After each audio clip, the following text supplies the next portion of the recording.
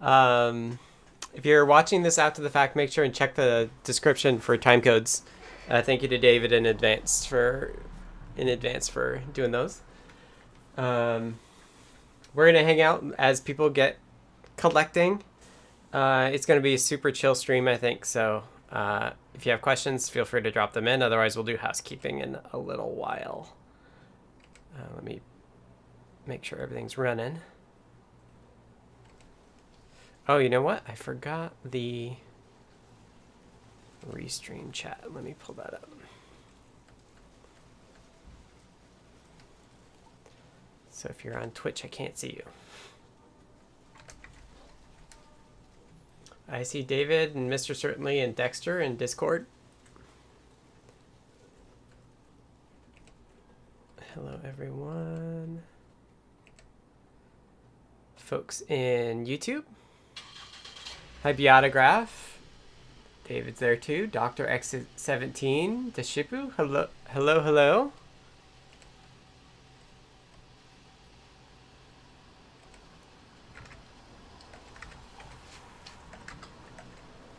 You know the thing I said that I wouldn't do last time because I didn't have a big enough screen? Well, I that's what I'm doing. So we're gonna do some merging today.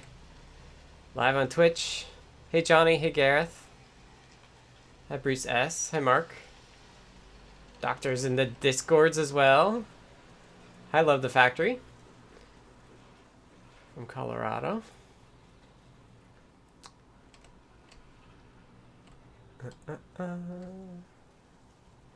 Audio is a bit tinny.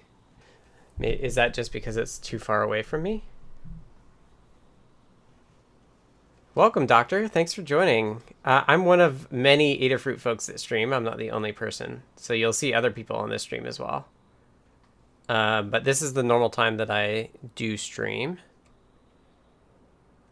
And I probably am I stream the longest usually, I think. Because I'm the least formal about it. Audio is just fine, says Johnny. Thank you, Johnny. Spook's reorienting. I moved the cat tree a little bit so you could see him in that bed. There. 2 o'clock on the dot. How are we doing on people? 17. Cool. Probably get a few more. Building an Adafruit breadboard PSU while I listen. Nice. Bruce S is rebuilding their NAS. Getting close. I put together, I had, you know how I upgraded my motherboard and my CPU. I had the old one still, along with like a better graphics card. So I have a bunch of boxes over here I have to clean up this weekend. But I made a second computer based off those parts for gaming. So that'll be good.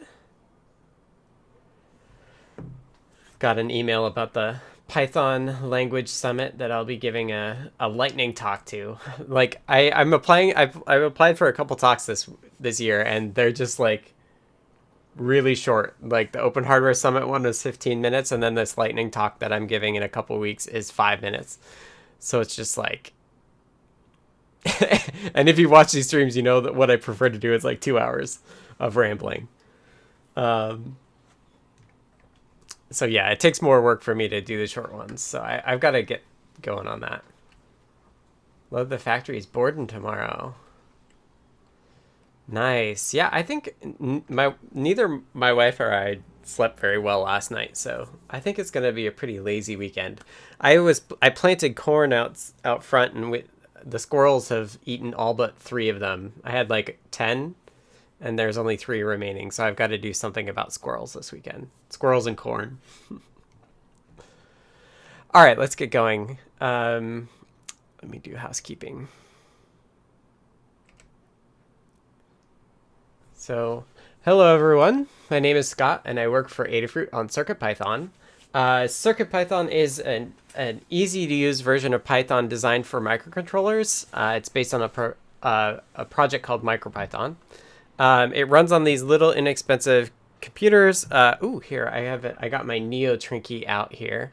Let me switch. I'll show you what I'm talking about. How tiny these computers can get. So there's the NeoTrinkey there, and you see the chip underneath my finger. That the black one there is a SAMD 21, which is a 48 megahertz computer, all in that little chip for $1 or something. The board itself is under $10, but the chip itself is around $1, I think. So CircuitPython runs on that. You plug it in, it shows up as a drive, and you can edit the code.py file on there to do stuff. So that's what CircuitPython is. Oh, I just expanded all my windows. So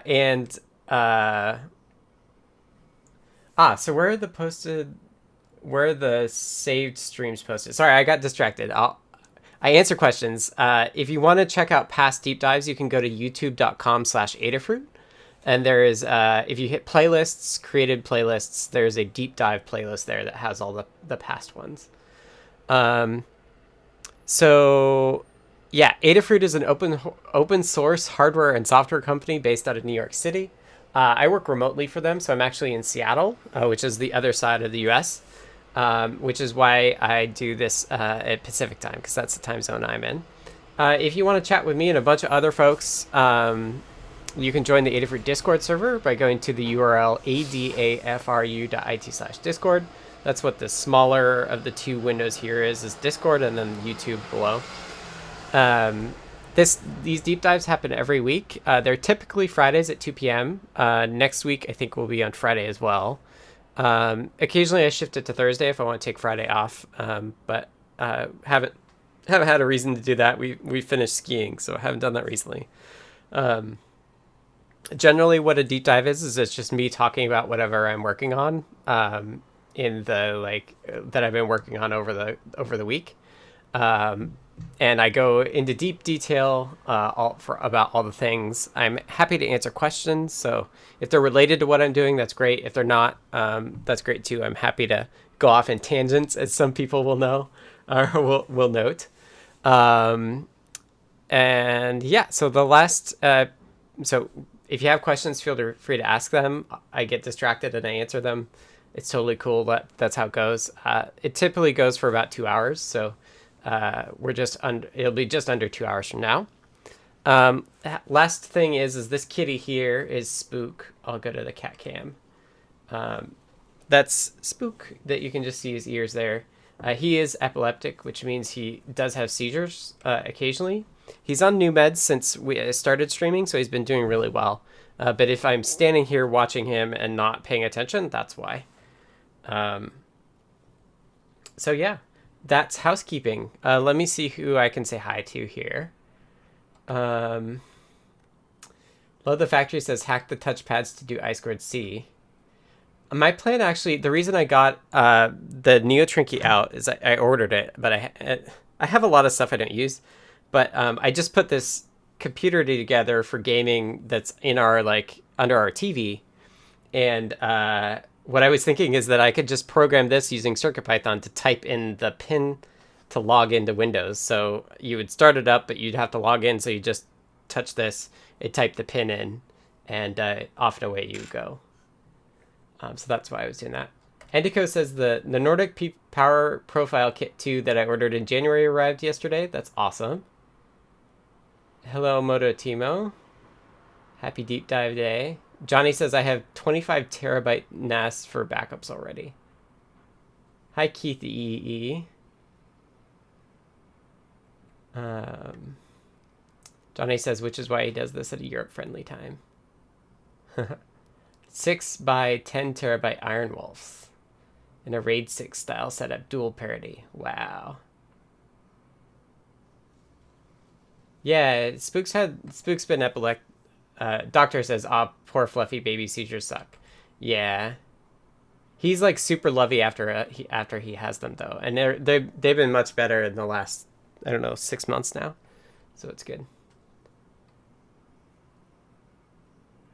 Can the Trinkey interface to Adafruit IO Cloud? Might be a way to sync time codes.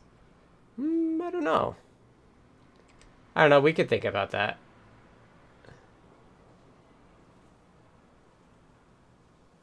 How do people in the US follow this? Take a break from work? Yeah, I think so. I think some people watch this while they're at work still. I'm at work still. Hi, Andrew Reed on YouTube. Yeah, folks are...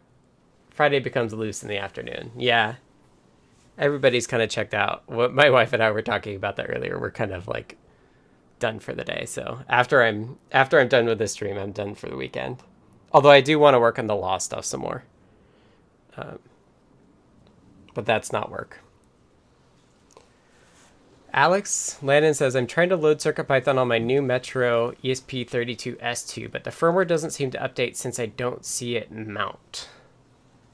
What is the RGB LED doing?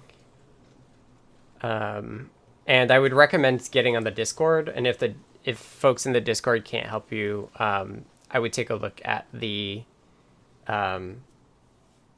I would look at the Adafruit support forums as well.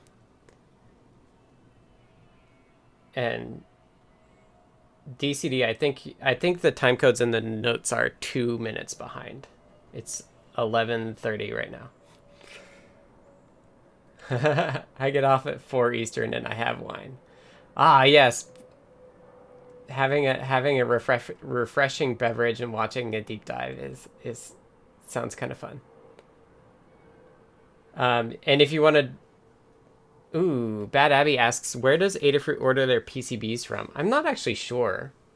I think I think Lamore actually gets them from different places. I know when Sedacious was working with us, he was doing some prototype PCBs from Osh Park. But generally, I know that Lady Ada likes to design stuff so that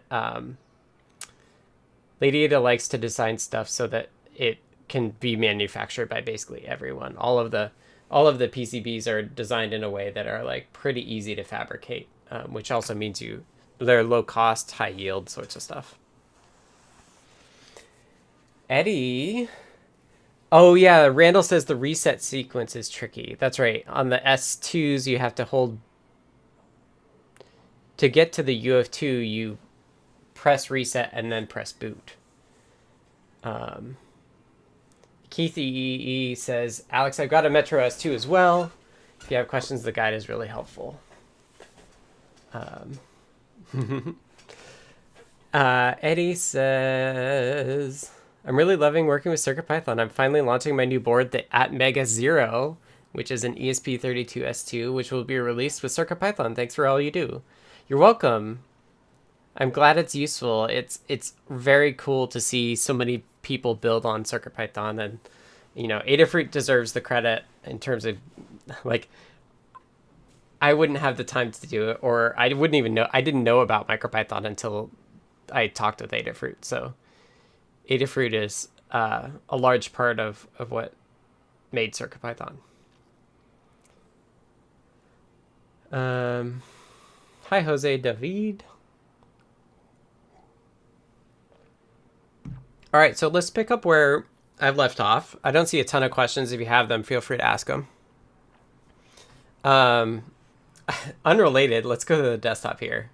Unrelated, I was actually just reading this article here from Oxide Computer Company about how they found a security exploit in the LPC 55. I'll have to read the rest of it. Exploiting undocumented hardware blocks in the LPC 55. They were talking about using it as a root of trust. And I'll post this in there. Haha. Hi, Phil. Two of us are logged into Adafruit. If you're on the YouTube chat, there's 2 people who are typing in Adafruit Industries. Ah, Rick. Steve says Adafruit rocks. Yes, they do. It's awesome. I've worked from them since 2016, the fall of 2016. So, yeah, I've been very lucky. It's been great. I like it a lot. All right, we got some questions here. Sometimes deep dive is literally on the TV. Nice. Oh, nice. They're at the factory too. I assume you're doing State of the Fruit from home because it's still virtual. Oh, but yeah, like Phil and Lamore said that they got their second shot. So, and I got my first vaccine shot I got Pfizer on Monday. And then 3 weeks from Monday, I'll get my second dose, which I am very excited about.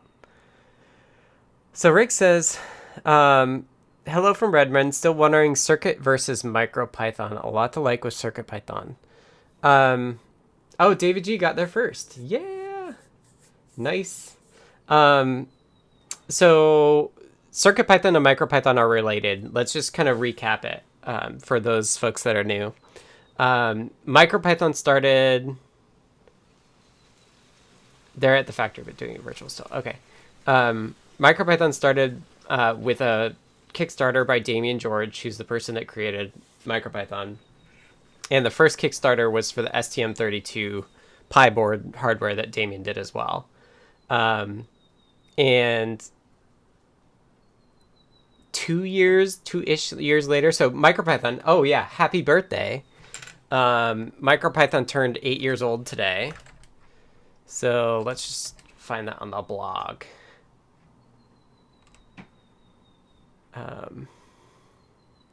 Happy 8th birthday, Micropython. So April, I saw Damien said, yeah, April 29th was the first line of code written. So happy birthday to Micropython and congrats to Damien about that.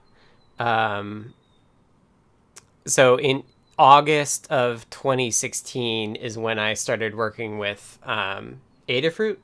And how has it been 8 years? I know, right? Yeah,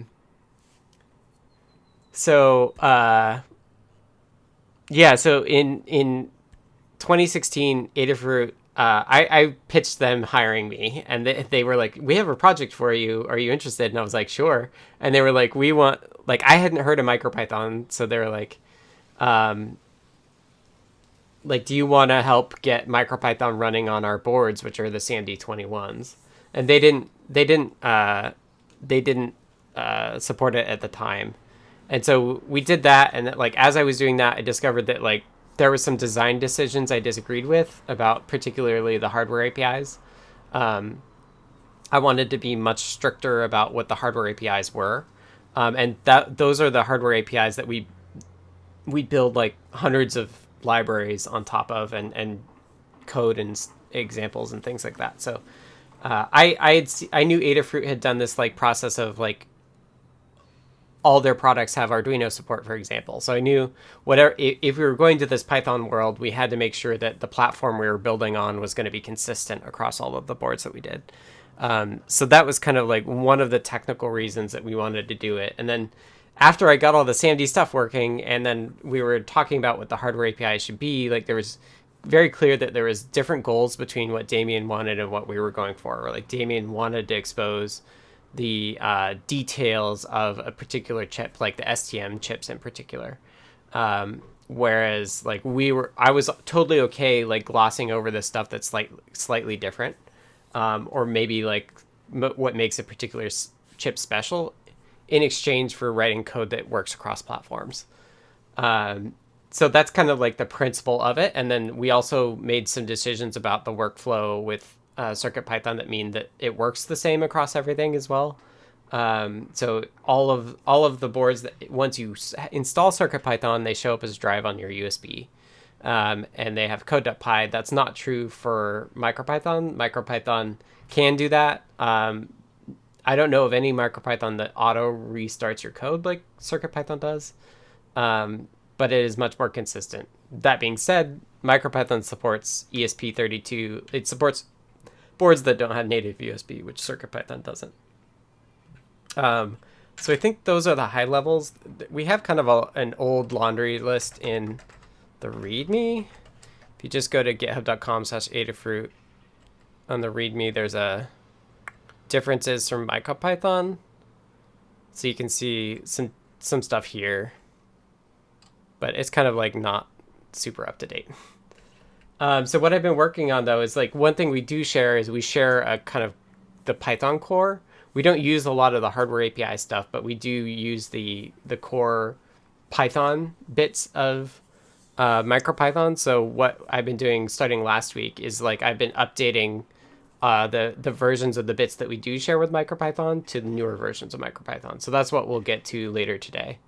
But first, I'm gonna get caught up on the chat here. Hope I answered your question, Rick, about it. Oh yeah, Lamore and Phil got Pfizer as well. Go Jimmy Pie says the second sizer is not as fun. Yeah, but it shows that it's working. I'm privileged to work from home, so I can just do that.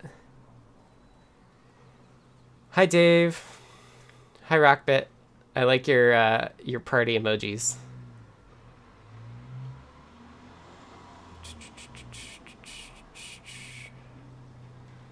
Hans Rempel says, I used a Buno 055 and my project works fine when I move the sensor in all directions, but when I start going north, X axis moves to the right and Y moves up. I'm not sure. It sounds like so Hans, I would recommend going to the support forums or the Discord server to ask more detailed questions about your example. The Discord you can do is adafru.it/discord is the URL. And then if you just go to like forums.adafruit.com, you'll get to the support forums. Rick says, thank you.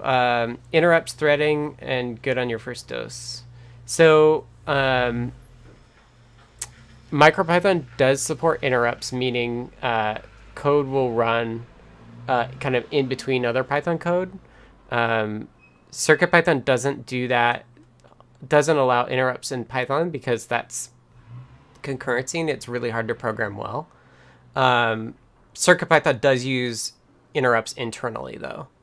And it uses those. So CircuitPython presents APIs for things that are hard to do and that are time sensitive.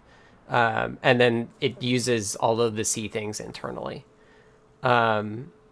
There is threading. So the other question was threading. There is threading in the core Python VM that we share with MicroPython. As of like 6.2 CircuitPython, we were actually quite old for MicroPython. So there have been some changes there. We don't use it at all in CircuitPython, and I'm not sure whether it's even on. But it's not like we've removed it. We just don't support it. So if somebody wanted to do the work to get threading going, they could. But there may be cases that are buggy as a result of that. It's just not a priority for me or anyone at Adafruit because you can do so much without it. But if somebody wanted to have threading, you could add threading. Like the MicroPython pieces are in the code still.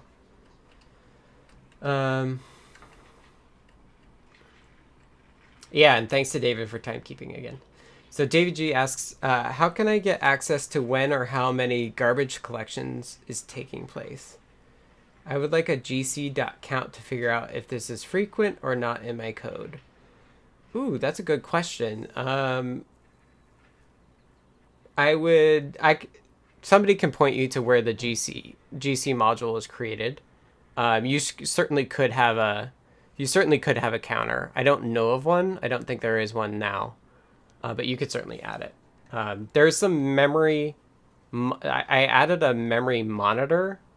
I added a memory monitor class that can do similar things, but it's like more just like tracking allocations in general.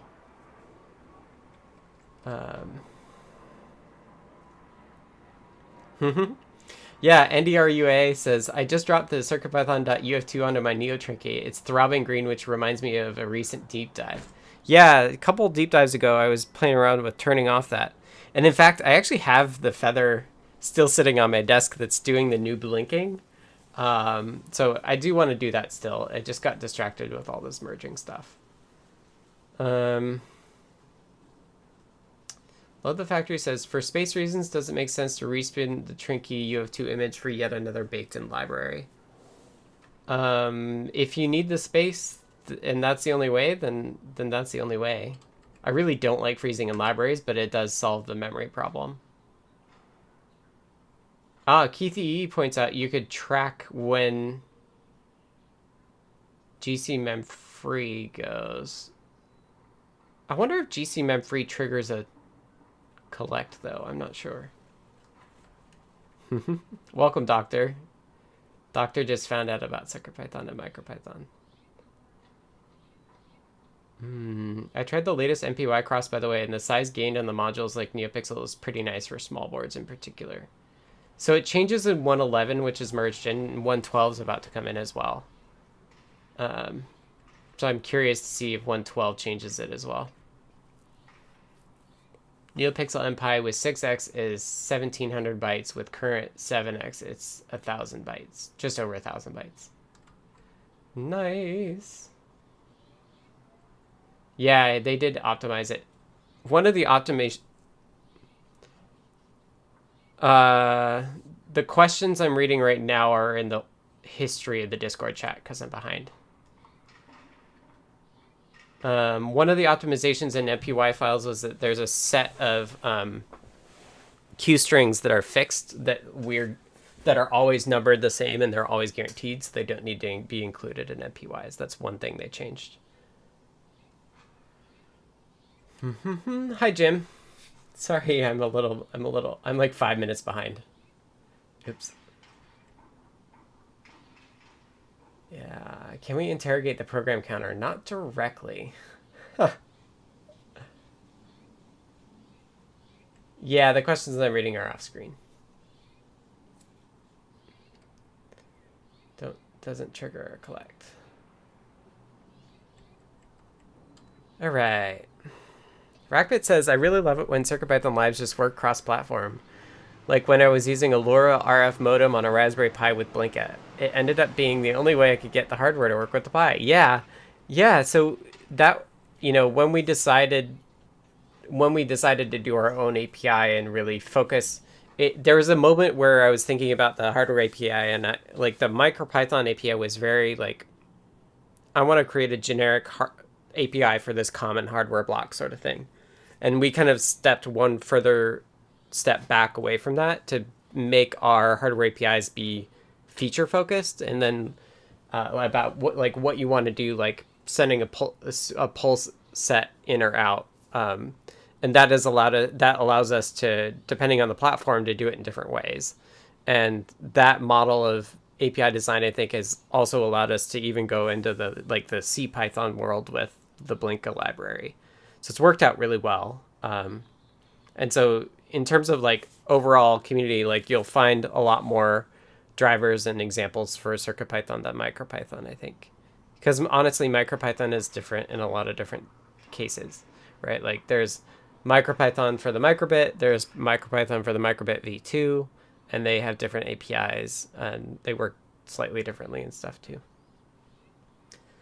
I think it's Lopta or Yopta in Twitch asks, can CircuitPython run on the Adafruit Feather boards? Yes. If you want to see what boards it can run on, you can go to circuitpython.org/downloads. And you can just type in Feather, and you can see all of the different feathers that it runs on. It's not everyone.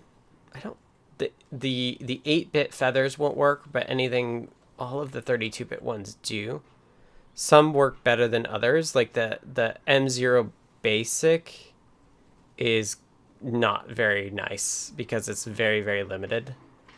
But yeah, there's lots of feathers that it does. Yeah, this one, the M0 Basic, is not really recommended. Doctor asks, would learning regular Python help learning CircuitPython? Yes, definitely. So the core parts of the language in terms of the syntax and control structures and all of that, that's all Python. It's all the same. Micropython did a really good job of re-implementing the Python language itself. The things that you'll find are different are the pieces kind of around it. So all the hardware APIs and the modules and stuff like that. But the language itself is the same. Yep, Neradoc says 11 moved to MPY version 4, and 112 takes it to version 5. And Neradoc also says learning CircuitPython helps learning CPython. CPython is the kind of more specific name for desktop Python, because it's also written in C. It's also like the canonical implementation. Yeah. Okay. Hey, look at this. So GWiz says you can learn 5 or 6 basic things and do loads and loads of fun / useful stuff. Okay. So Deshipu points out there's also PyPy, which is PYPY. That is Python implemented in Python. That runs on desktops as well. So there's multiple implementations of Python. And so CPython is kind of like the more specific name for Python, like the original version of Python, the main one. It's also written in C. So I just got my merge 112 build passing. So I'm actually going to create a pull request before we get started. There was like a few boards that didn't build as of this morning, so I fixed that, and it looks like I fixed it well. Oh, I should also give a thank you to Jeff Epler for kind of rescuing me from despair. The 112 merge, which is what I'm just about to pull request if I can figure it out, was pretty rough. There was a lot of tests that failed. And it was and they were not simple fixes. So I was kind of slogging through that, and Jeff offered to help, and that was really, really helpful. So Jeff's been doing it great. He actually went back, and there was a couple bugs I introduced with the previous merges, and so Jeff found 2 of those over the last 24 hours as well, and has fixed those. So huge thank you to Jeff for helping me, being my backup in terms of getting this stuff fixed. Go Jimmy Pie asks, has anyone been able to get CircuitPython working on a soft FPGA RISC-V? We have a light export that Sean Cross did. It's not used very often, so I can't claim that it works. And I've got lots of ideas about FPGA stuff. I just don't have the time to do everything that I'm interested in. Hi, Sammy. Hi, IZ2RPN. Okay, let's do the pull request. It's probably going to crash here. Maybe not. Yeah, sorry for the noise. The window's open.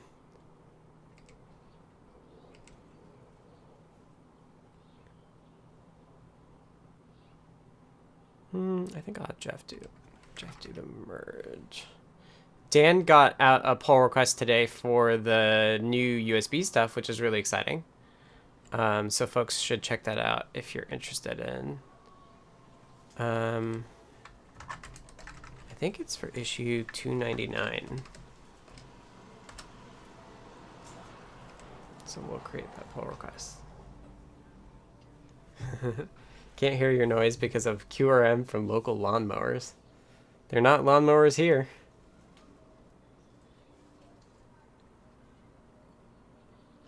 Not that bad.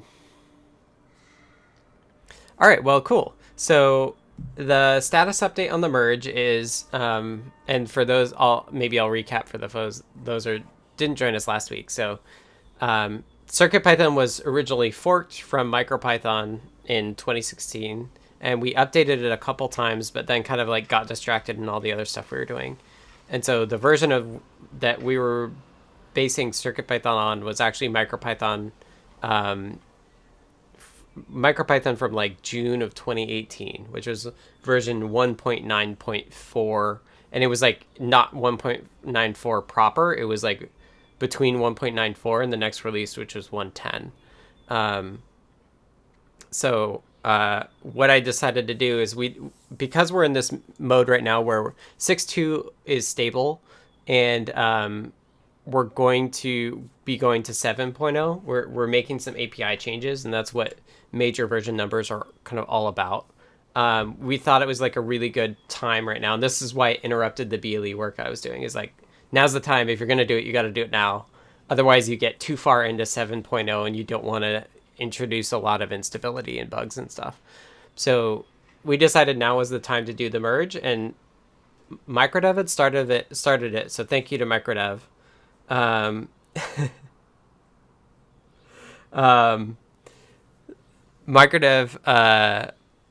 GoJBPy just tweeted at Sean, so cool. Would love to see the FPGA support revived. I own systemonachip.org, by the way, because I wanted to make a system for FPGAs called that. Juan Carlos, yes, merging more MicroPython today. So now's the time to do it. And Microdev had started it. They were merging 1.14 in directly, and that's like a ton of code changes. And I was like, oh, you know what I'll do? I'll merge 1.15, which was just released, and then we'll be up to date. And I looked at it and I was just like, this is too many changes to deal with. Like, what is the better way to do this?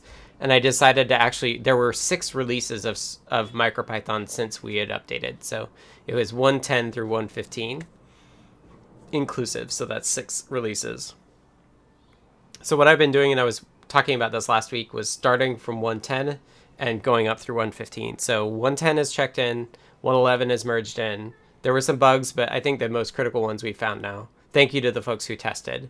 1.12, I just made this pull request for, and the CI was passing for all the builds, so that's good. And then 1.13, so 1.13 I started yesterday. And the first process I have is like going through the files that I know I just don't want changes for. And then once I have that, then I get like a bunch of files that we both changed, and I just have to go through all of the merge conflicts. So last week I was like, oh, I can't do that. I did it I did it for 1.12 in the morning and finished it, and then I think it was bug fixing during the stream last week. But I'm not to that point yet here. So I actually figured out how to fit it. So I've got Sublime merge open here. And if you see me leaning towards the monitor, that's why. I made the font like size 8 so that it would kind of fit. So here's where I'm at. And I've started this. I was like, oh, should I do some beforehand? And then I was like, oh, there's 235 unmerged files. Like, I think I can do some of it beforehand. I'll still have plenty to do on the stream. So this is going to be a bit different than last week. If you have questions, please distract me so I don't have to do a bunch of this. But my plan is just to go through this and do the merge. And I'll show you how I've been doing it. This is the part that when I was talking last week in our meetings, I was like, this is the part that makes me like go cross-eyed. But it's also kind of one of those things that you get on a roll for. So one thing you'll notice here is I've got like 4 tabs. So this is Sublime Merge. It's by the same people that do Sublime Text, which is the editor that I use. I have a baseline CircuitPython one, so it can show you like what I've been changing in kind of like the Git state. Merge MicroPython is, you can see here it's merge 1.12. That's the branch. Merge MicroPython is the one where I'm working the furthest ahead. So this is the 235 unmerged files is me merging in 1.13. Pending merge is where 1.12 was living, and it's working, so I pushed it, and now there's a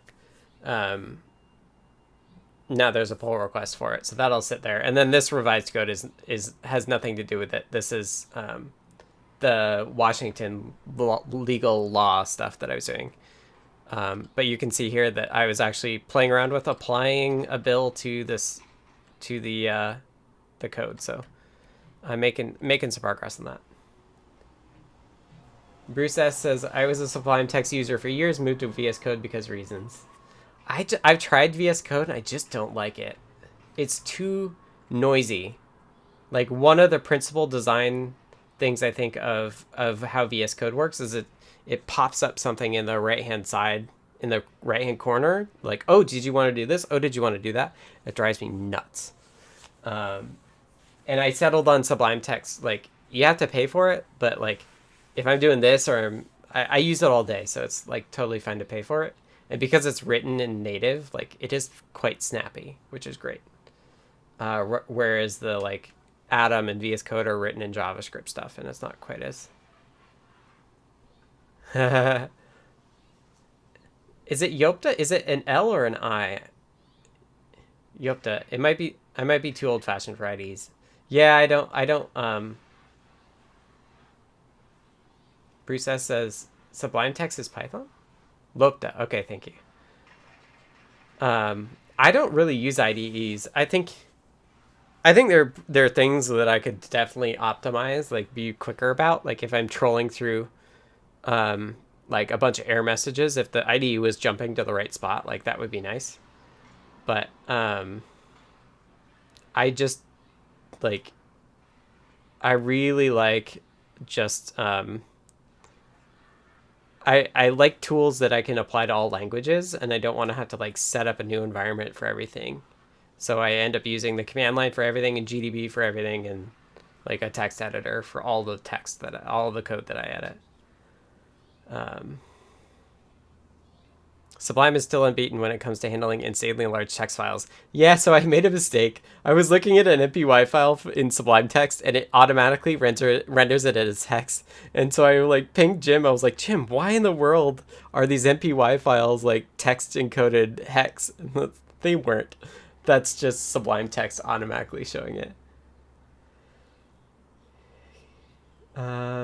Doctor says I've never used GitHub or similar, always worked on my own. So when you fork, you're just making a copy and modding from there, and merging, you bring in changes from a newer version of what you forked from. Yeah, that's exactly right. So what GitHub is doing is it's tracking versions, and like most version control, you have kind of branches, so you can say like, this version is changed on this version, which is not changed on this version. And so what merging is doing is it's taking like two independent branches of changes, and you merge them together, and you get a bunch of changes in that one, but those changes are meant to like encode the whole history from both of them. Oh, there's a Zen mode. Yeah. Keith E asks, does anyone use pycharm while programming with CircuitPython?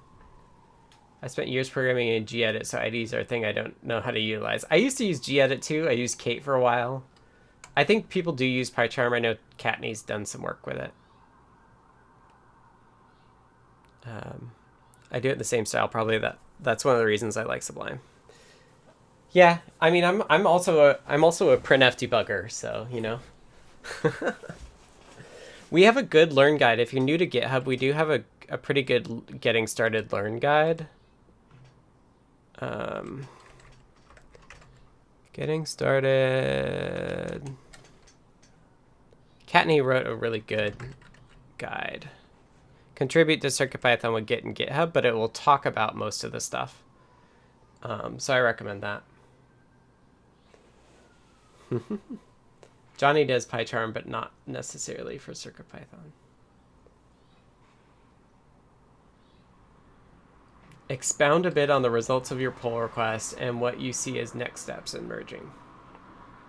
So the pull request, thank you, Minnesota Mentat, for that.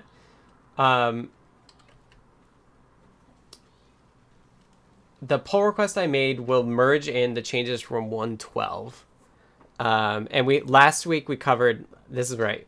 Last week what we did is we looked at all of the updates for Micropython and read through the release notes to kind of gauge which ones would impact CircuitPython and which ones won't.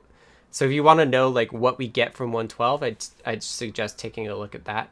For 1.13, we'll see when we get to actual merging, kind of like we'll start to see some of the things that changed. Hamslab, I just got home, so I just tuned in. I'm having a pretty amazing day. Awesome. That's how I felt Monday was. I got my first dose, and I was pretty excited about that. Huh.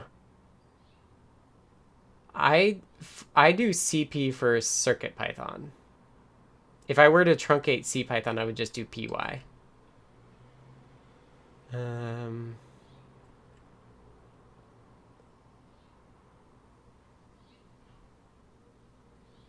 Yeah. My partner got Moderna on Tuesday. And my arm was sore, but yeah, that was it. Hi, Unexpected Maker. Hi, Sadie Electron.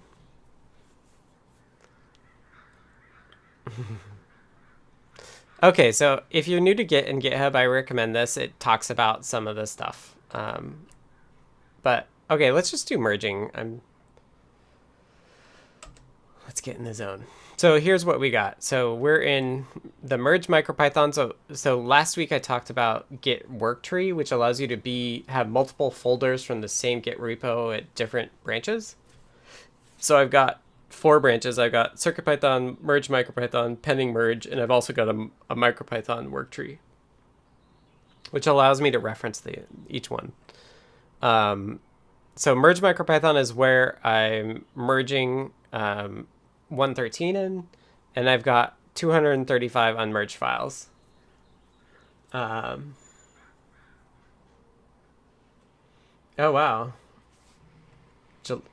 Canadian folks get their second doses a while later. Yeah, they said when I got my first dose, they were like, if you get Pfizer, they just automatically scheduled you 3 weeks out, and if you got Moderna, it was 4 weeks.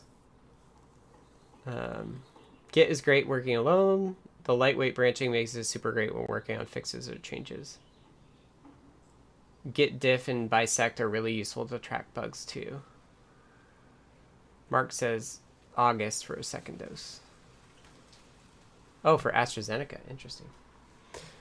Okay, so here's what I have to do. We have 235 unmerged files. You can start to see like the unmerged bits. So what I do, MD Roberts says at least 4 months later. Hi, Asteron 1987 from Argentina. So all I do is I hit resolve, and this is the screen I was saying I probably couldn't fit. I probably couldn't fit last week. So let me explain what it is. So in the middle here, we have the automatically merged version. And what you can see, if we start at the top of the file, the left-hand side is what's in CircuitPython. The right-hand side is what is coming from the version of Micropython that we're looking at. So here you can see that like here's the version header in Micropython. Here's the version header that has been switched to SPDX in CircuitPython, and you can see it was automatically merged. So the ones on the left that are included in the middle will be they'll be like solid green, I think, and then the ones on the right hand side are blue if they're included.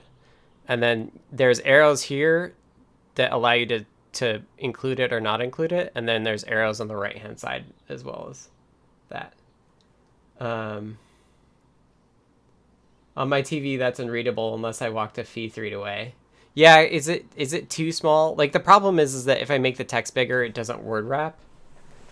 I know it. This is why I was like, I don't think I can do it. I can increase the font size if nobody can read it. I can read it.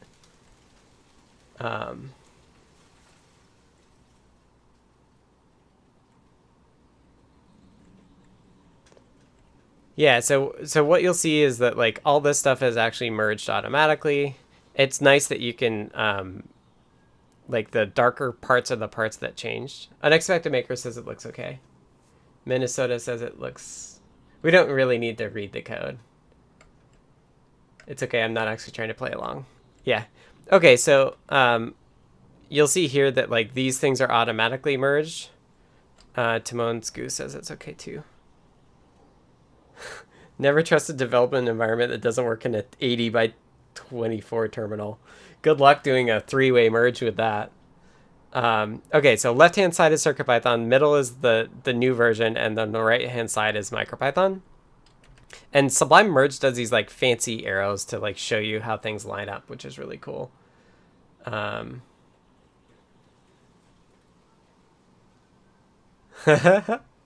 Steven says, I'm just glad I already have a glass of wine if we're doing three-way merges on a Friday afternoon.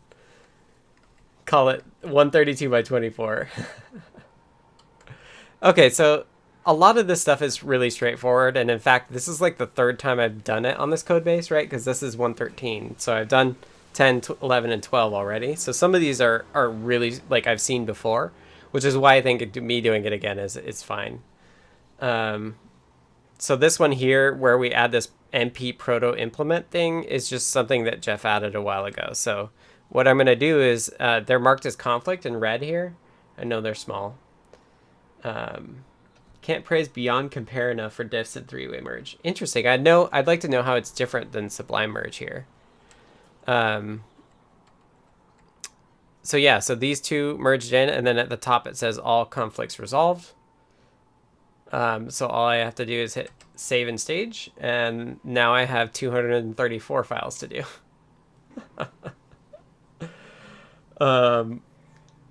So I kind of think it might just be, it's usually me getting in the zone. So here's an example of like the copyright changing. It's just Damien adding a year. So like, obviously I'll just take that. Like, I'm happy to have the copyrights updated. This one's a little trickier, and I can use this to actually scroll. Looks like this is the one we want. So this is the thing where it's like, I'm going to do this and I'm going to get some of it wrong, and that's totally fine.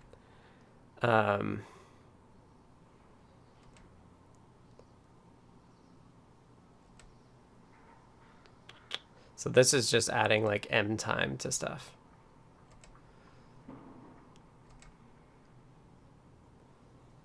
Just another copyright update.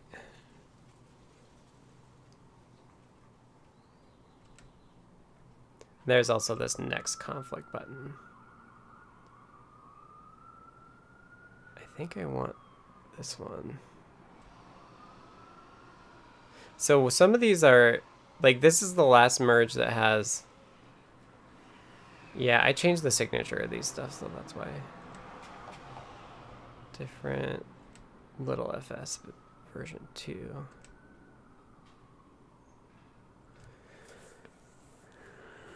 IV string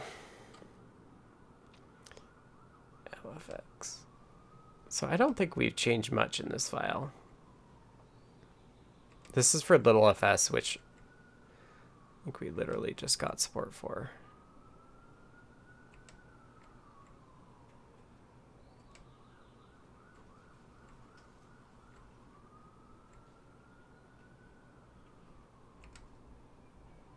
That's all okay. You can also click here and do take left or take right if you think you want the whole file or something. 234 bottles of beer on the wall. 234 bottles of beer. Merge, delete, resolve conflict. 233 bottles of beer on the wall. Yeah, that's pretty much the process. Keith E says, oh, that's so much more intuitive than a command line interface. Yeah, I am totally willing to pay for something. Gareth says meld is a similar free tool, so much easier than using a CLI tool. Yeah, I've come to love, it's well worth the money I paid for merge, for Sublime merge here.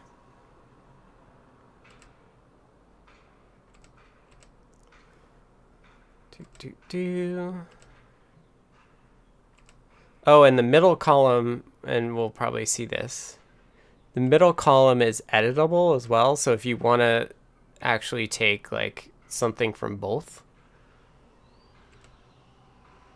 The Shipu says 99 bugs in the code, fix one, patch it, and 104 bugs in the code.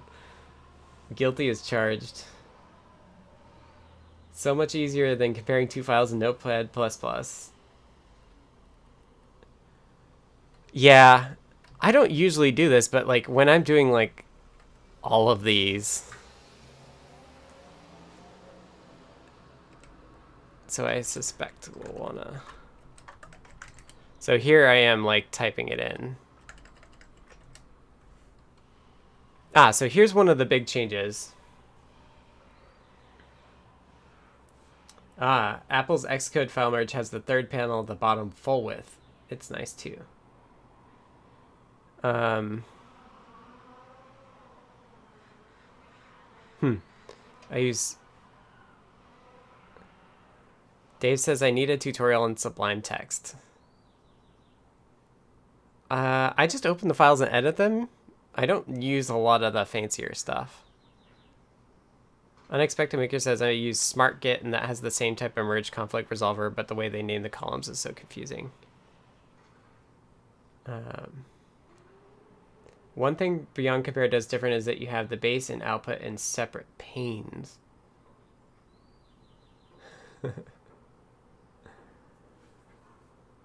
Yeah. Like I said, it's well worth it. Okay, so here's one of the things that changed is that in 1.13 they introduced this MP error text. And they took this. Rick says, "Ever played with Beyond Compare?" I haven't, and I'm curious. Like for those of you who have, if folks have tools they recommend better. So they actually started, inspired by us. Micropython started compressing their error messages. Unfortunately, they decided to do it differently than us, and they don't do translations. So, sorry for the truck. So what I decided to do is where the error messages are from MicroPython, in this case, I will replace our use of translate with their MP error text. But what MP error text does will do in CircuitPython is it's a macro and it will put translate there. And then I just changed the make translate, make check translate things in the make file to also look for this MP error text. And the reason to do that is that means that our code will be closer to what the upstream MicroPython code is. And that's a good thing.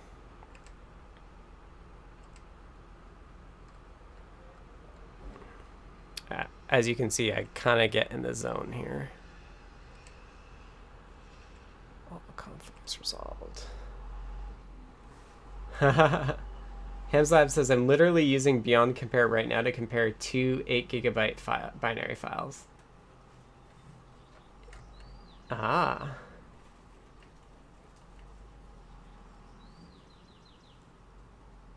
Interesting. I'll have to look at that. How much does it cost?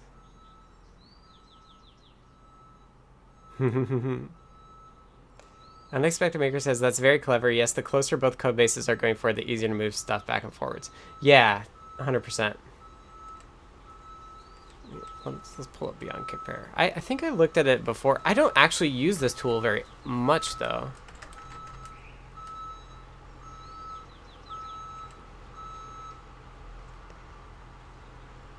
Download the free trial. Let's see, how much is it to buy?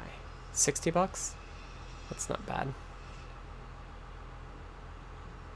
That's pretty similar, pretty comparable to Sublime Text. Features. 3-way merge for the Pro. Yeah, I mean, it's pretty similar.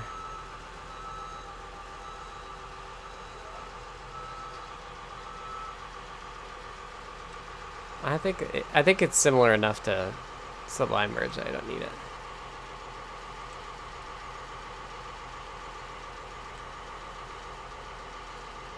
CP catching up to 115 is such a great thing. Yeah, I hope so. Steven says, I bought Sublime merge because our company uses source tree and is unimpressed with our 30 gig Git repo, right? Ah. I just checked in the latest version of Visual Studio I have, and merge conflicts are just error message in the output window. Mototima says it's honestly pretty similar.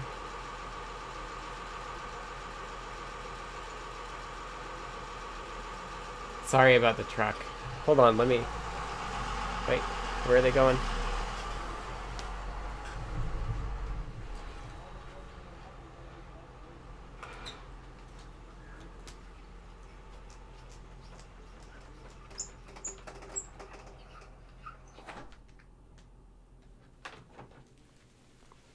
Okay, sorry. I decided to close the window. Less distracting. So we can get into our three-way merge then. Yeah, it sounds like the beyond compare licensing is similar to how Sublime merge is. It's like you just get the key and you can use it wherever. All right, let's keep going. I got a lot to do. I don't know what all these SimSys ones are, so I need to look at those. Okay. This looks like a formatting thing. It's possible that we didn't get the formatting correct.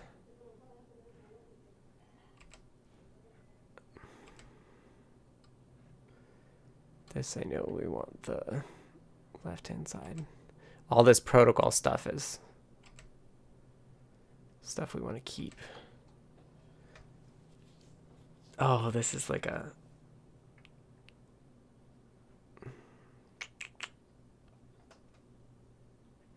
Is this...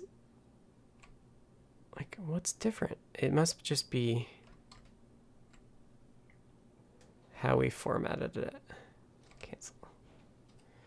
Okay, so I think what I want to do is I can do git checkout. So there's also theirs. You can say git checkout theirs lib simsys. So that updates the files, and then we can say git add lib simsys, and that will stage it. I like the we trust you approach to licensing. Yeah, I know. High tech for kids. Can do folder merges outside source control. I don't think Sublime merge does that. I put everything in Git anyway. Has MicroPython customized SimSys? I don't think so. It just might be a fluke of the code formatter. All right, let's keep going. 212. We'll get under 200 here. So one thing I'm watching out for when I'm picking these other error messages like this one, I want to make sure the error messages stay the same, because we've put extra effort into the error messages so that interesting that we have an assert there. This is another one. I'm doing good tech for kids. Just trying to get through this stuff. Let's do the same thing here for the little fs lib.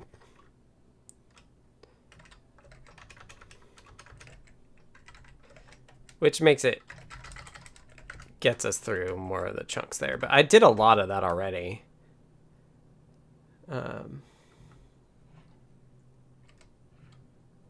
The reason I left this SimSys library in there is I would like to use it at some point. Netutils. That's a simple one. It would be kind of nice if I could automate it. Like, see, this feels like it should be a... Like, they look the same. It's just like the code formatter didn't do the right thing. We'll take ours, or theirs. We'll take theirs. So if you hit it both, then you'll get both, which you don't want to do.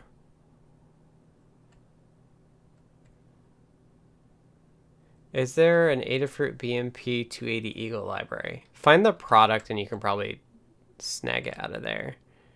I don't do Eagle, so I'm not sure. It's weird that these are showing up as conflicts because it doesn't look like... It must be like trailing white space. You know, that's what it could be. It could be trailing white space, which is silly. But we'll go through this whole process, and then it'll probably just get, if there's trailing white space, our formatter will just remove it again. It's fine.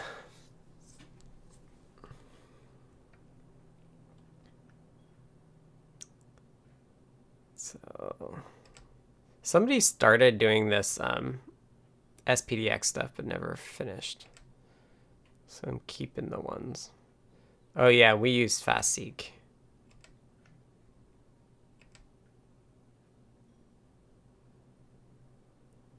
Feather S2 crashed Safari. Nice. That makes total sense.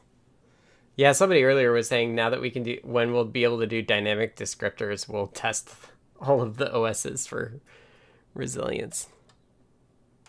So this changed. Let's do the new version of that. Oh, that's it. GC helper.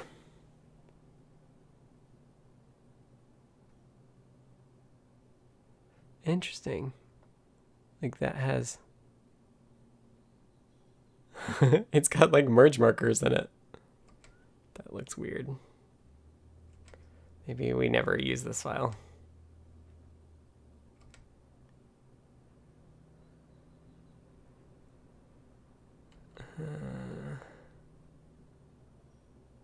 Like this file we haven't changed at all. I don't know what the deal is. But there was formatting that's happened in both sides that could cause this. This we want. Although I don't know why they made it go away. But again, like this is just a first pass. The next step after this would be like getting MPY cross compiling. So here's a case where we want part of what CircuitPython is and part what Micropython has. Like we do this extra assignment to the parse tree chunk to set it to 0. And the reason that I added this ages ago now is that it means that when if that pointer ends up on the stack for a while, what will happen is, like, if you're doing a stack search for all the pointers you want to keep around when you're doing a GC collect, it will actually keep it still. So by deliberately assigning 0 to that pointer, we make sure that that pointer goes away and we can collect it. So we'll just want to update this macro.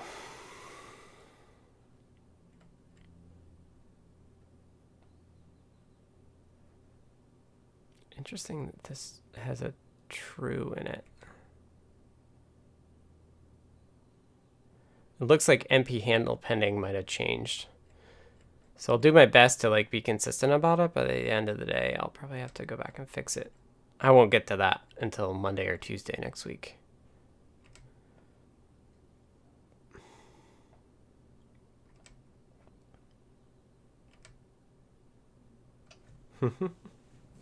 Hi, Erica. Could you pre-process with the formatter and save a bunch of time? I tried to do that.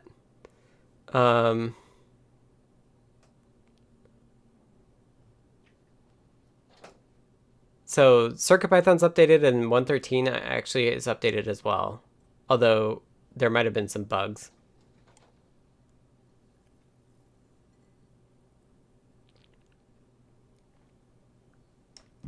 It happens.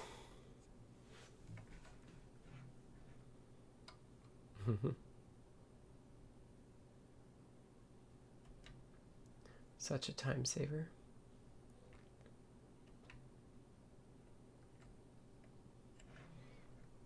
All right, we're under 200. I'm just going to keep going.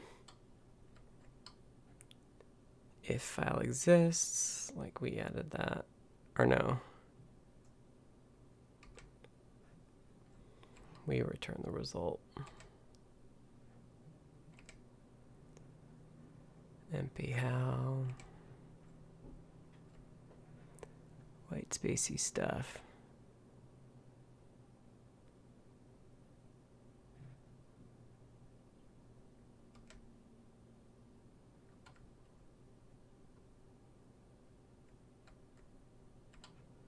Good.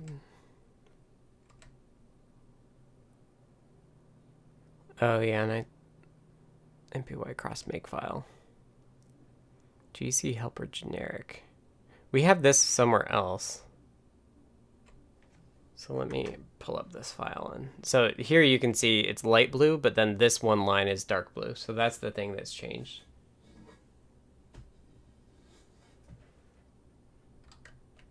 At what point does CircuitPython and Micropython get so big that the repo gets broken down into smaller chunks?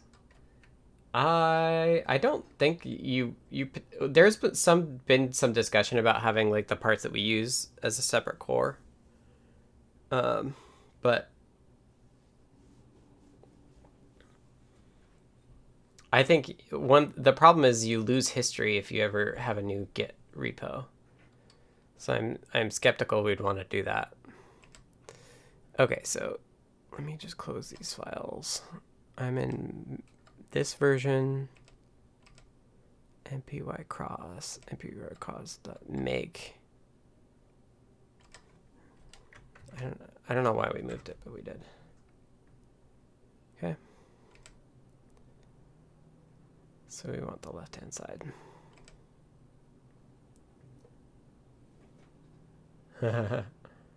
I try to organize it in CircuitPython pretty well. So here's GC collect, GC helper get regs. Now I think this version of Micropython is changing that. What the heck? Which I'm on board with. Collect root. Although here we have some other stuff.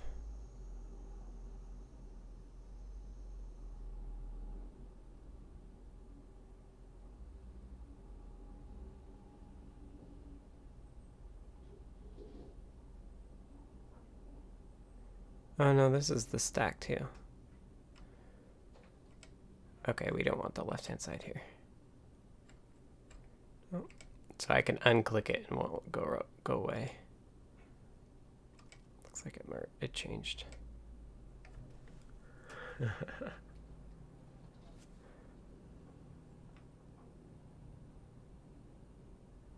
Adding board definitions and new SPI flash. Yeah, the SPI flash stuff changed.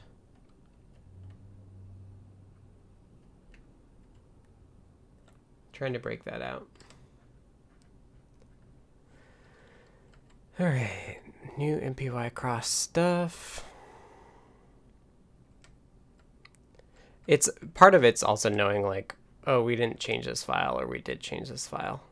And the bugs that Jeff found were where I got that wrong.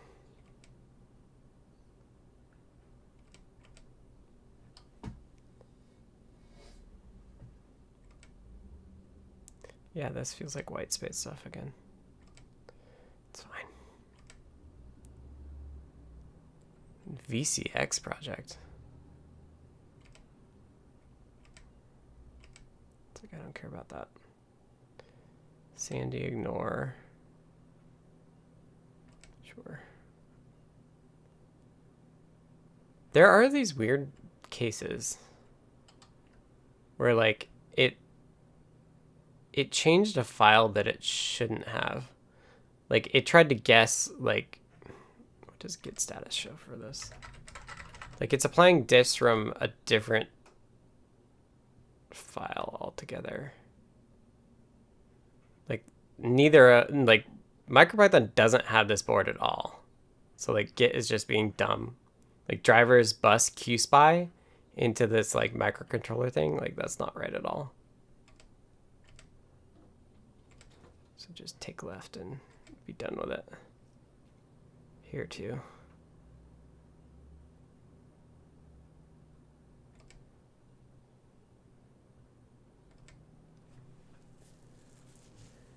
Can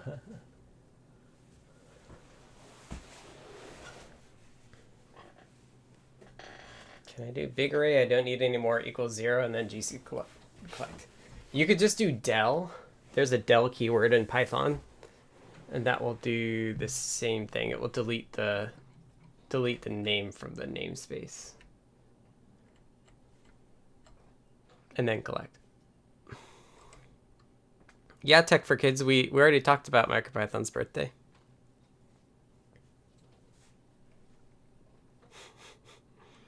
Dishipu is going to be a shaman. Okay. So there's this frozen manifest stuff that Micropython did, but we don't use it. We redid how we do.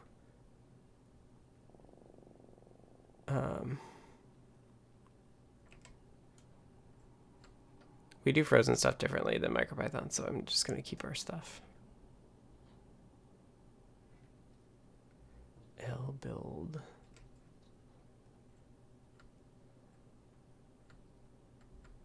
And we don't want machine. Kind of seems like we don't want either one. Can I delete this conflict? I can. Neat. And we don't want BT stack. Variant directory.c. That stuff is, the variant stuff is new. So let's take it. I assume we'll need it. So this is in the Unix port. That's what we use for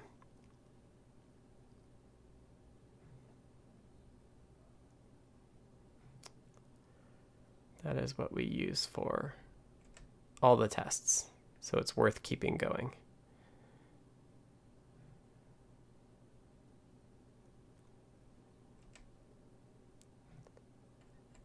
This manifest stuff we don't want. Good night, Dave. Thanks for hanging out. I got a spam call earlier. Dude, you're getting a Dell. I got a Dell.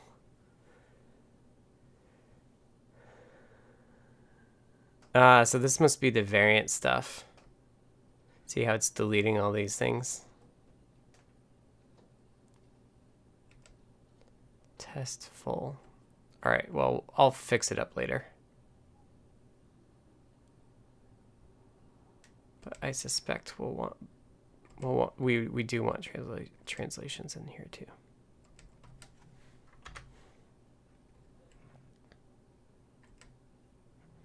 Rackbit says, does CircuitPython run any hardware CI to make sure there are no regressions on supported boards? Yeah, this has come up across the years, and the answer is no. I tried doing one called RasPi, and then there was a Summersoft was trying to do it, and then there's a startup called Logger Data that's kind of trying to do that stuff too.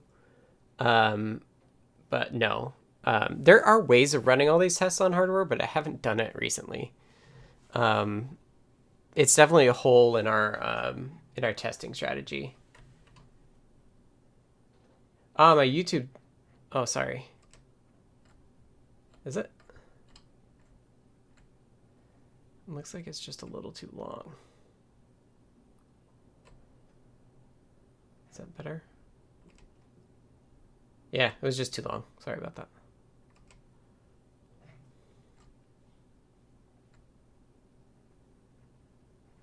All right, I'm gonna open the window again. I think the truck's done. Yep, no truck. It's like beautiful out.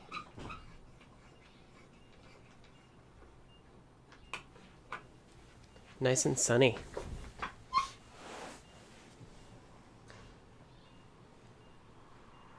All right, 188. Oh, look to say goodbye and I missed it.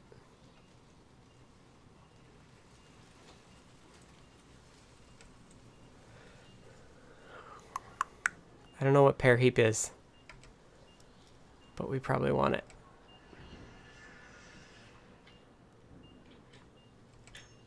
Coverage.c.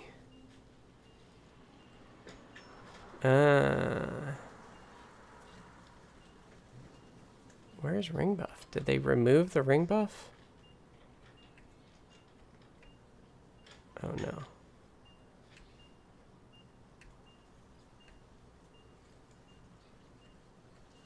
Geez, that merge did not work out well. I don't want ring buff. Because turns out Micropython added a new version of ring buff after we did our own version of ring buff. So we want this for ring buff, and then we want this for the new stuff. And that'll break a test, but we can fix that later. Good night, and remember, hit the like. I love you can do 2x on live streams to catch up. Toddbot says, I've got 4 different CircuitPython boards hooked up to a Raspberry Pi with a USB hub that supports hub power control, so I can remotely connect to each board, run stuff, power cycle the board, etc. Yeah, that's where I was started when I was doing the Rosie stuff. But I found that the USB host stack on Linux wasn't reliable enough. It was quite confused.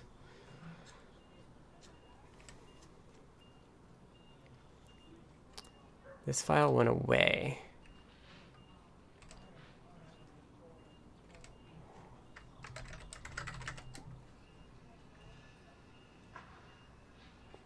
We're not even in the Pi folder yet.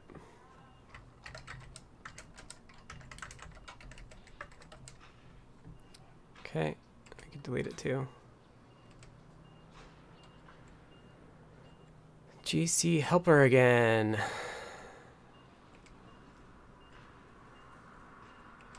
That's good. That's something I've been thinking about doing in CircuitPython too, so I'm happy to have it. Is like sharing all the GC helper stuff. Unix main.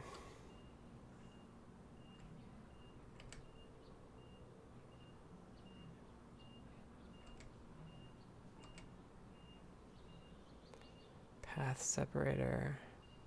So this is different because we do frozen differently.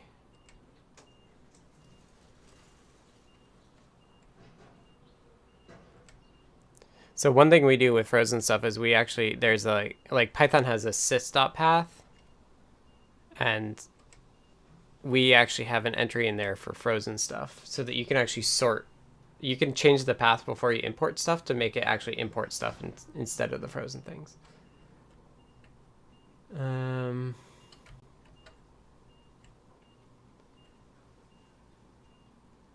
There's no guarantee which board comes up as dev TTY ACM0.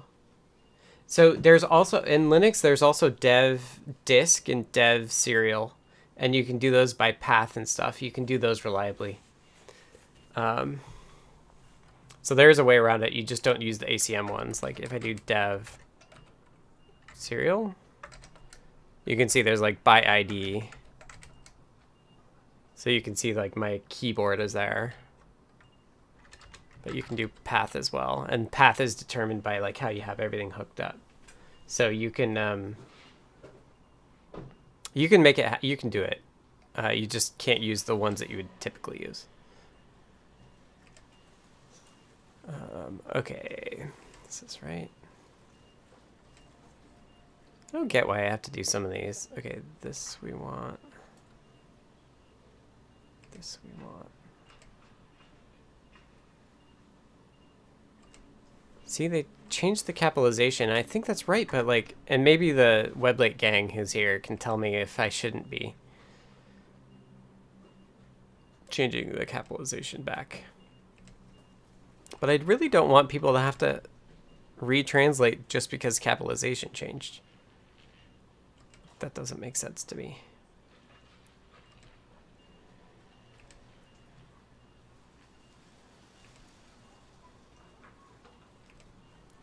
Like there was also some changes in Micropython to like save a byte by contracting them. Only a truly empty program has no bugs. True. We're down to 183 conflicts.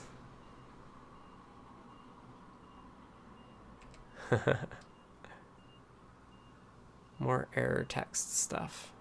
Mod J and I, huh? Definitely don't use that.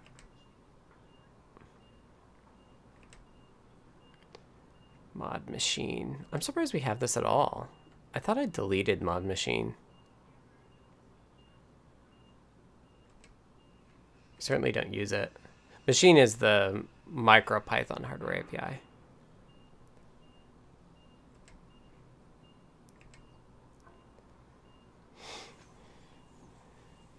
I thought I might get to 200. Yeah. It goes pretty quick. It's just like mind numbing. I'm starting to get hungry too. Should have had a bigger lunch.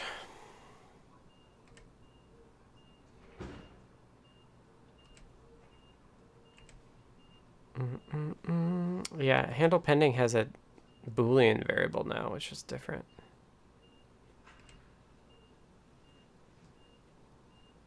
Keep going. Some of this stuff we don't use. Like mod microsocket, like we don't use that. Like, I tried to delete most of the networking stuff because we don't use it. Just take a right. Approved by the Wedlight gang. What is it? Don't worry about it. So you think I should change the capitalization from, it's the first letter is no longer capitalized in some of these.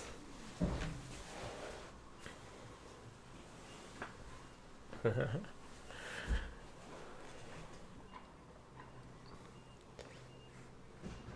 right, we're almost to the Pi directory, which should be good. Okay.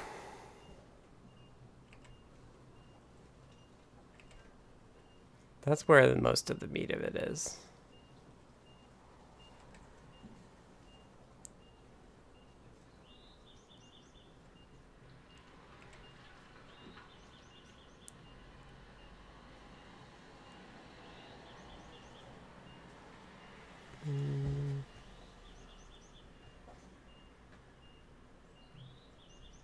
I don't remember. I guess when in doubt, I'll do the newer run.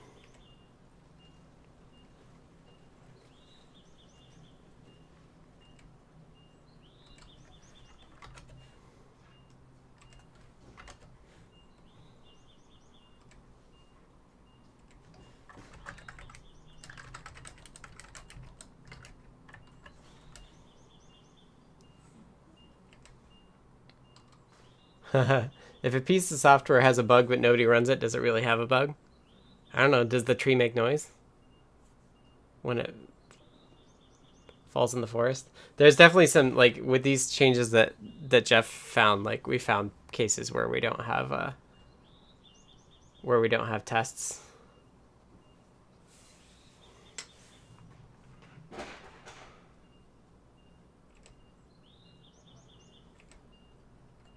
It's good to have tests.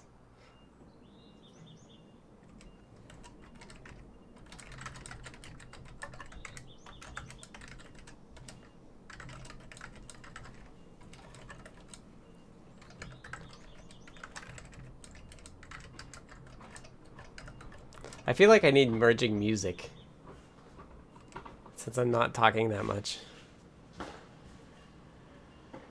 Get MAC address. I don't care about that.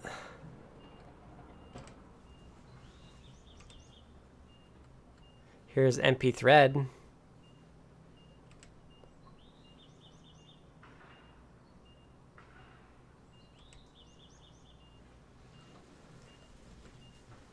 Begin atomic section.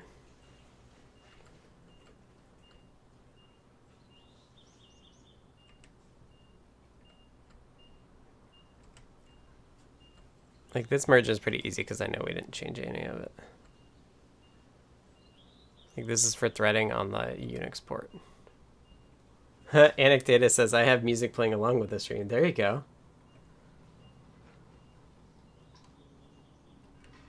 I hear a bird sound that I swear sounds like it's on a loop. No, I think it's just...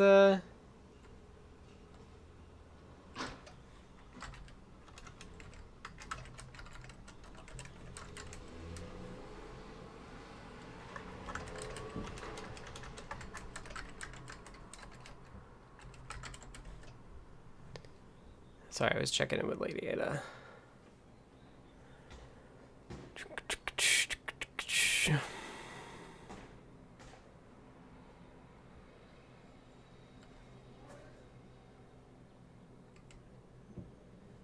Really want to get to the Pi directory. That's going to be more interesting stuff.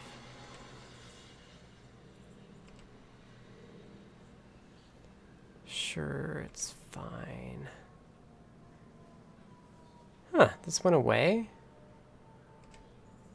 Frozen Q strings to... That moment when you hear nothing and you realize you brushed the spacebar and pause the stream. I used to listen to this podcast where they would like deliberately stop talking for a little while. I'm surprised we added this. I don't remember doing that. We're 2 away from getting to the Pi folder. Looking at this git diff just made my anxiety go through the roof. Sorry about that. I'll take care of it. Don't worry about it. You don't need to worry about it. Just I guess we don't need that anymore. Imagine being cool enough to message Lady Ada. They're quite accessible. Just go on show and tell and show your project. That's how I got this job.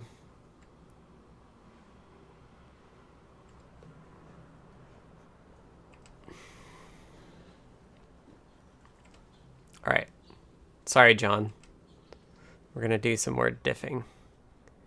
Emacs word move. I wonder what that is. Async IO.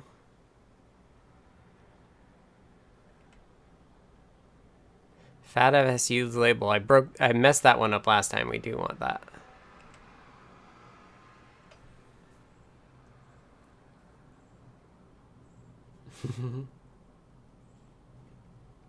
Mark says, warning, going on show and tell may eventually lead you to contributing to CircuitPython. That's not a bad thing. If you get quested by Lady Ada, it seems like a Zelda-type quest of adventure, attacking chickens, and a heroic commit that greatly improves CircuitPython. You don't have to finish a project to put it on show and tell. I show intermediate stuff off all the time. All right, we're in the Pi folder. Ooh, this looks like a good one. So on the left, we have a regular if-else, but on the right, we've got the macro version, and we got NP error text, so we'll definitely want that. And more NP error text.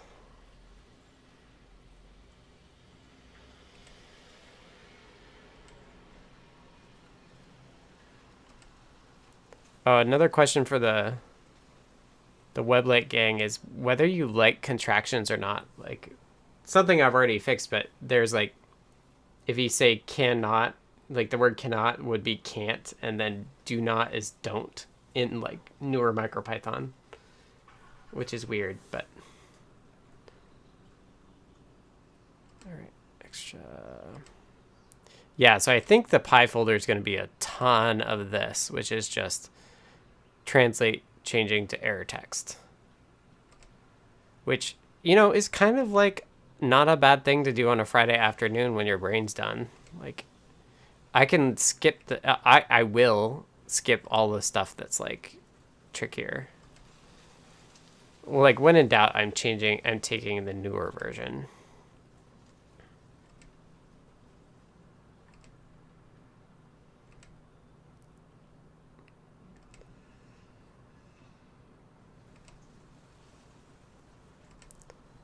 Assembly stuff, bytecode stuff. Oh, you know what? We have this fancy one. We're going to use that.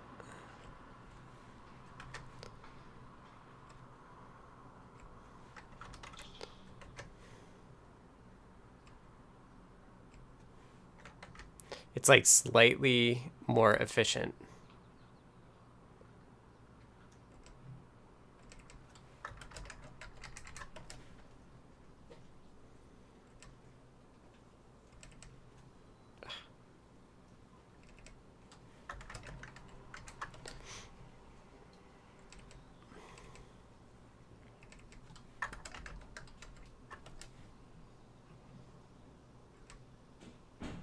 I have to do that some more. I could do these merges and then just mass change them, but there's a few things that are going to be marked to translate that we do want to keep because it's not error text. Oh. We could just take this one. Mm-hmm.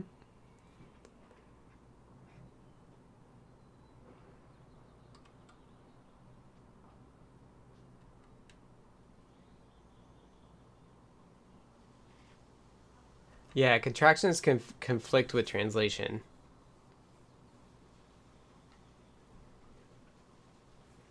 It's just in the error messages. I mean, generally, like,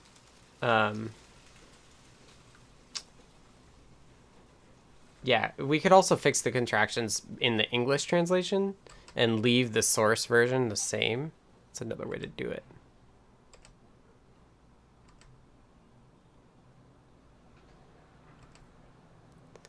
Bytecode stuff.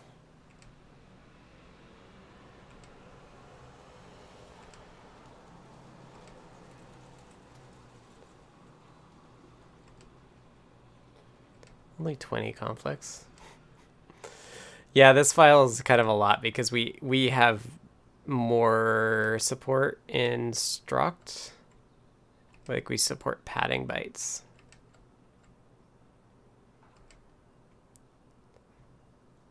Bad type code that we want. We want this. But we also want this if.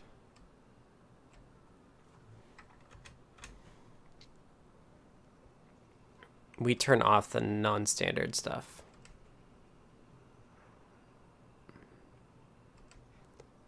But there's this new float stuff that we do want. We want this. We want this new float stuff. We want is signed. We want this one.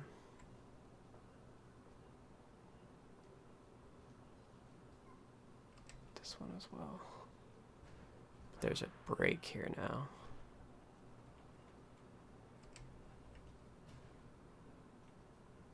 That's weird. I don't know why that break is there, but oh. So I can't edit that one. I have to edit this version. This we want, but we also want this last if.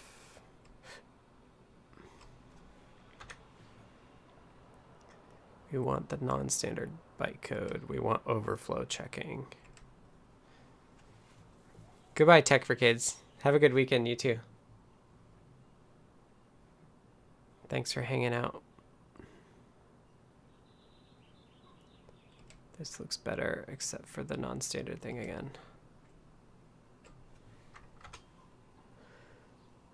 C Micropython?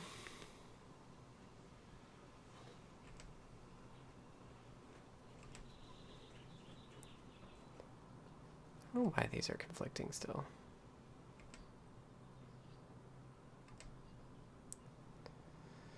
Built-in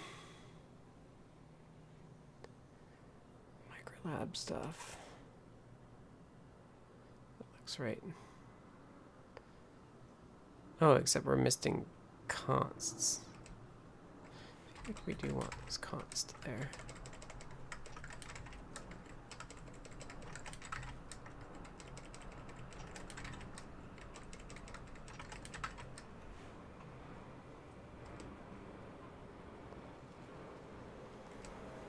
Sorry I'm not talking, for those of you who aren't watching.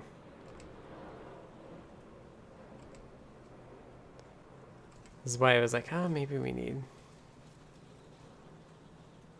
plus any modules. Okay, this is what does the new Micropython version have? Nothing interesting.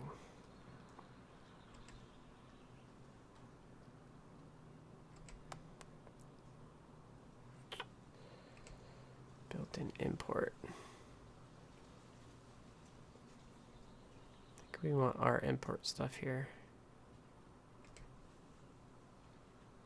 Syspath is empty. That will never be the case. Adding a space we can do.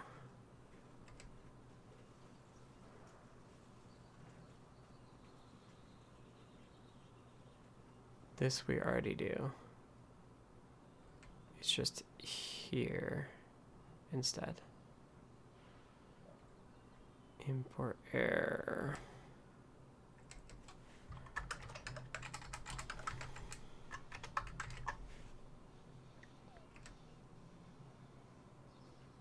Again.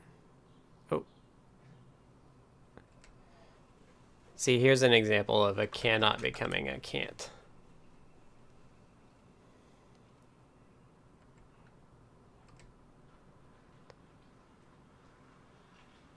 This, I want the same still.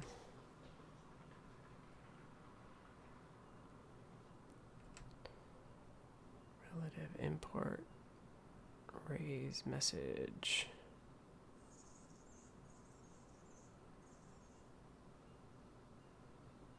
This looks better.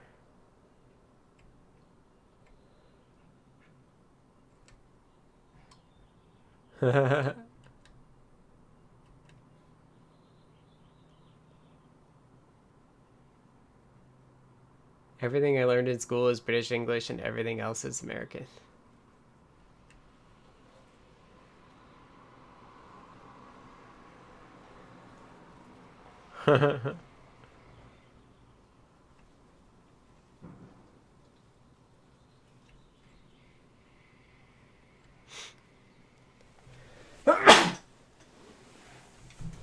Sorry, I tried to lean away from the mic. We need Viking. That'd be cool. It costs a lot of time to build those things, though. Here's an example of a copyright that had the year updated. So we'll do that too. Ooh, 46 conflicts in this file. So this file, this is compile.c. This is what takes Python text code and it produces, it calls the emitters to produce like bytecode or other things.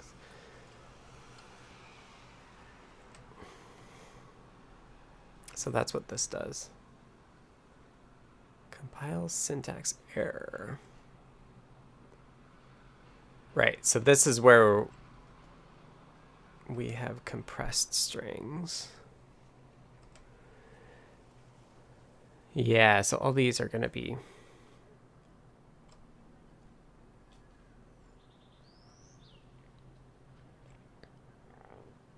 sorry. Really do need some royalty-free music. Looks like these are just error messages.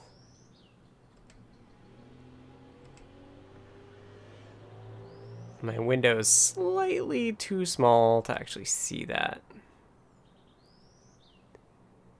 You know, this was different though. This was changed. And this is an error message.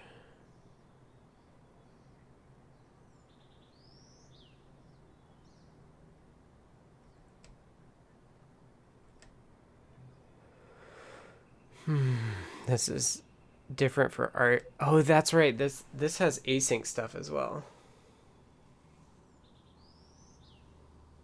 Oh, a lo-fi player. 21,000 commits on CircuitPython GitHub.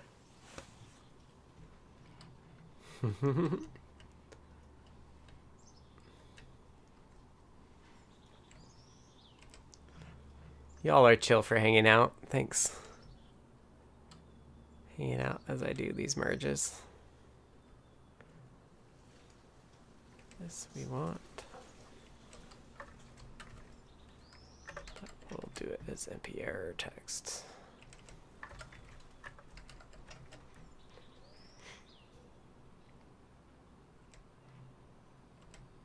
I think the sneeze was because the window's open. And it's a beautiful day, which means all the pollen is out.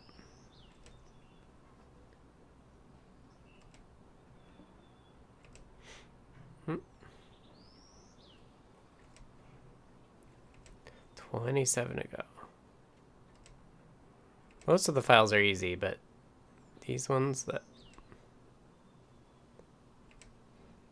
have a lot of stuff are not. Oh, here we go. So remember when we were going over the things? This is a PN assign. I suspect that that means it's the walrus operator is what I think this is. That's my guess. And this is just a variable rename, which makes total sense. Here's an error. Super can't find self. Compile. I'm just assuming these aren't changing the text of the error messages. They're just the translates.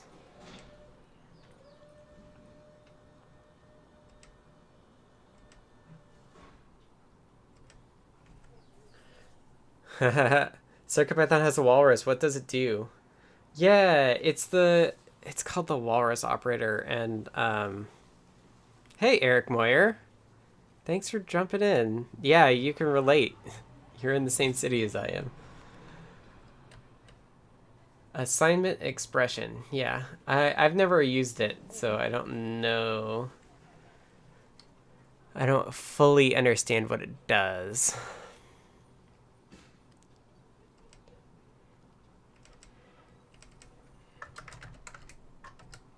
So there's more async stuff from us.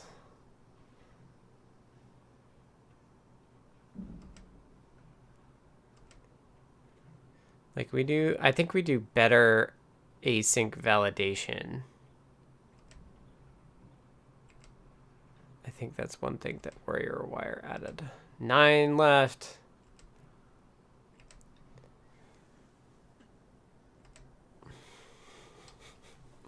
I always know it's Friday when you're streaming. Unexpected Maker says you can assign and test inline. CP 7.0 Weblate suddenly says we're at 50%. Is it that bad?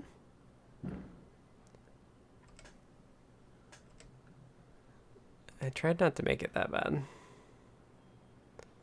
All right, boom, boom.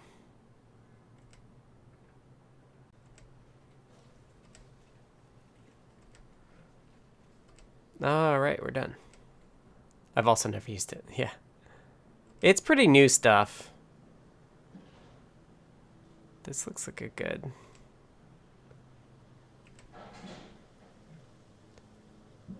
Cast a native base.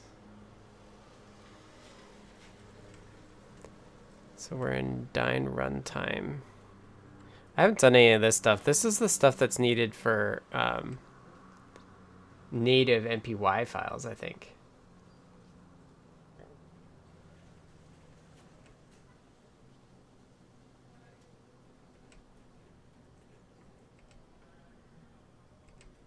I've not used it. So now we're in emit bytecode. This is just removing a printf, which is fine. Here's another printf and another printf.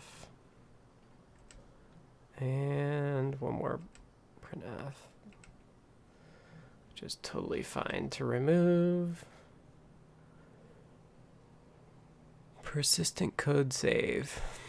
That looks like a white space weirdness thing. Interesting. So what is this? It says check for a generator, and if so, change the type of the object. Oh, that's this piece of code. Okay, I don't want that. Because we do it down here. We check for a generator and wrap it here. And then the set systrace stuff is further down as well. So, yeah, generators are scope objects, I think. And we have this extra flag for generator versus async, and the async one, you use them slightly differently depending on which flag they use. So that's what that is about. And I just redid this. So we're going to take mine. Emit inline thumb. These are just error message changes. 2, 3, 4, 5, 6.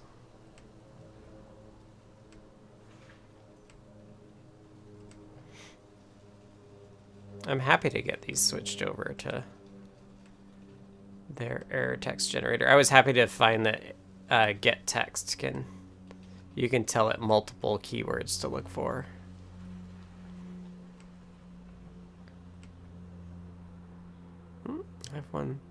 I won and I missed it. So the right hand side in the scroll bar, it actually marks them as oh, you know what? I don't think we want that. We want our version, not their version. Because the type of the thing that's produced by the NPR text is still different.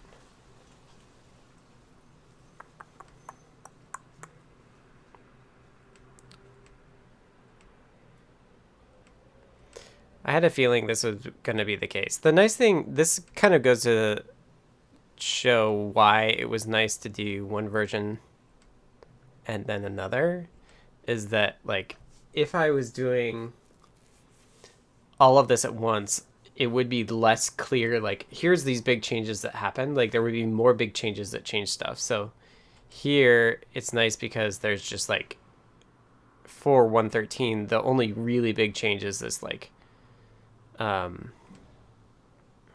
error one. There's not like 5 that I'm trying to juggle all at the same time. 22 conflicts.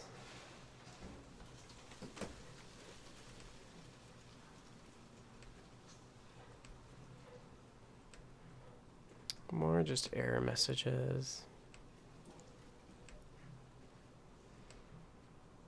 This is where I was thinking, I really should put a macro pad together for like the 5 things I'm doing on the keyboard.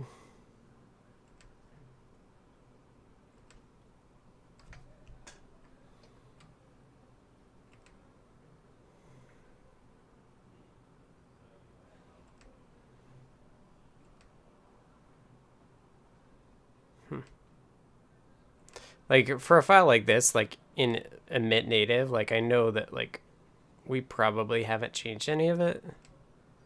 Like, it's pretty unlikely. So some of the macros do change, but generally it's like I'll just take, like, I default to taking what Micropython's got.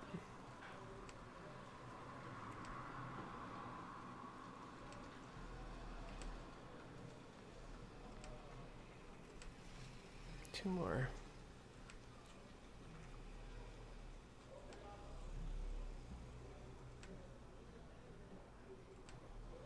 Okay. Here's an easy one.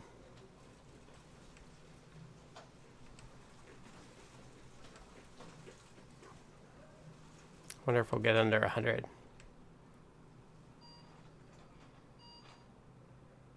So we're in GC, and I have changed some stuff here, so I'm going to be...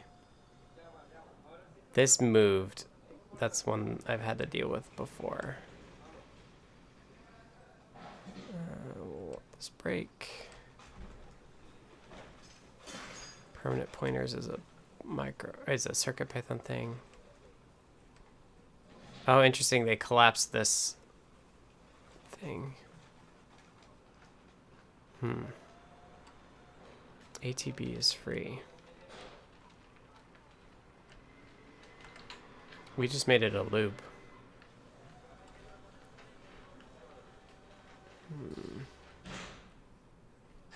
There might be some dead code left from that, but that's fine. And a cast alignment.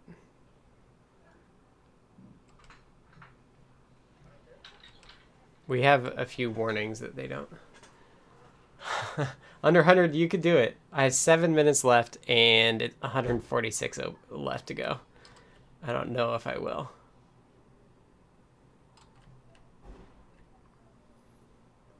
MPY, yeah, it's a native.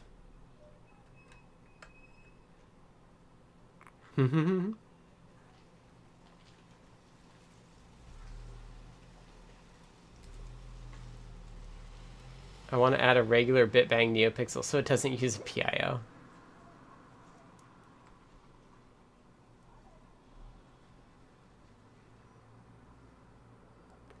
Yeah, Stream Deck. It's kind of like I have all the tools I need to do it. I just would need to find the time. All right, here's a copyright. I don't have a time. I could get under 100.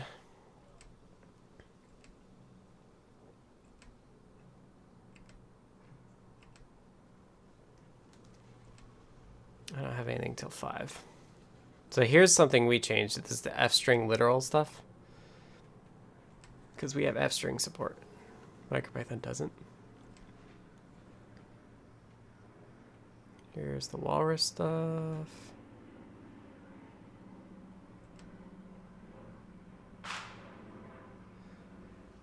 Del comma, del colon, semicolon, tilde. Huh. I haven't done a lot in this part of the code. This is where, like, Micropython deserves a lot of credit for how many tests they have. Because, like, this sort of stuff is just so hard to do, and having tests is just so nice. That's something really in CircuitPython we should be much better about. Alright, so here's the make queue string stuff. So this is going to be different because this is where we in CircuitPython do all our translation stuff as well. So it can be kind of a pain. But I don't think the other versions changed a lot of this, but I don't think CircuitPython did. I think, or this version of Micropython didn't change a lot of the stuff. I don't think. Here's their compressed stuff, so that's where we gotta watch out. Process file. Yeah, see, they, like, I know they looked at our stuff. They just decided to do it differently, and that's okay. Just means that, like, it actually makes it easier to merge, which is nice.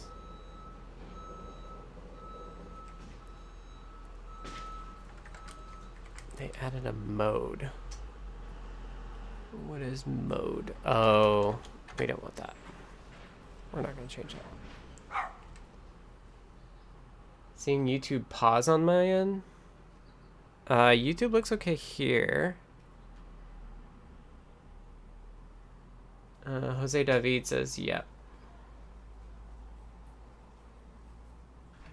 Time, the most precious of resources, I know. Are you finding that you recognize your old code changes? Does it distract you to reminisce? No, it doesn't distract me to reminisce. Some of the code changes I don't recognize because I didn't make them. YouTube's okay, right? It looks okay from here. We got 50 people hanging out. Make version.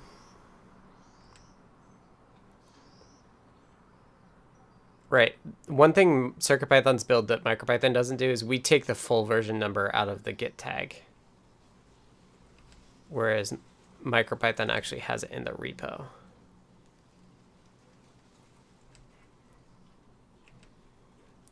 Good on my end. Thanks, Eric. YouTube is fine.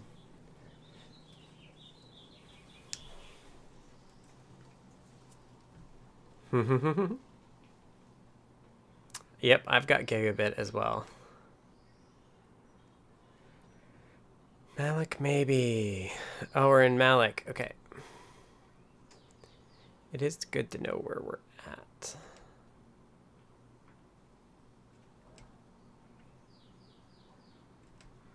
I don't think anything changed in Micropython about it. Something's fishy because like it's highlighting these closing curly brackets. Oh man, 138. I've got a lot to go. But I'm gonna try to get under 100.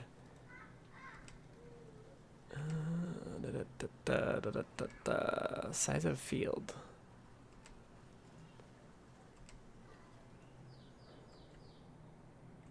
Just gonna take ours. Touch cat. Make frozen. We don't want this manifest stuff. We don't want their text compression stuff either.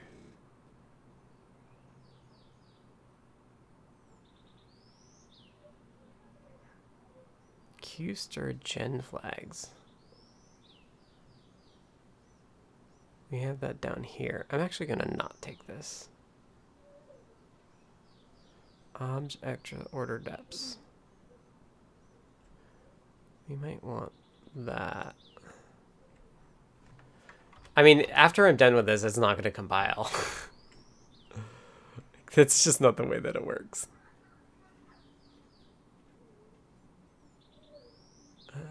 I think we want ours again.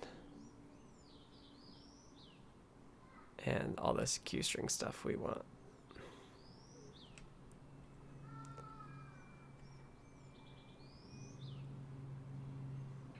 Yeah.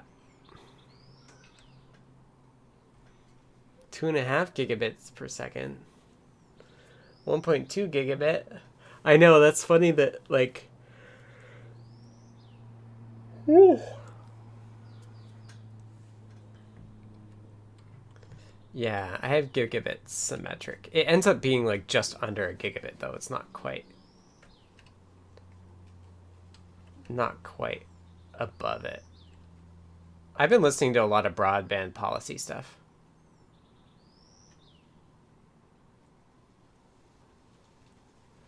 I've not found anything, but I can tell it deviates from CPython with format designators. It shouldn't. F-strings should match CPython, and if they don't, please find it and fix it so it doesn't. We use array, but we don't use the U. 134. Holy mout. Maybe I won't get under 100. The tests tend to go faster.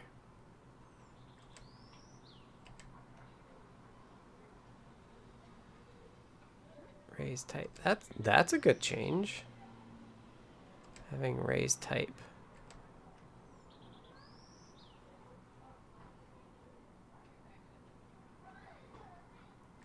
We want to mix.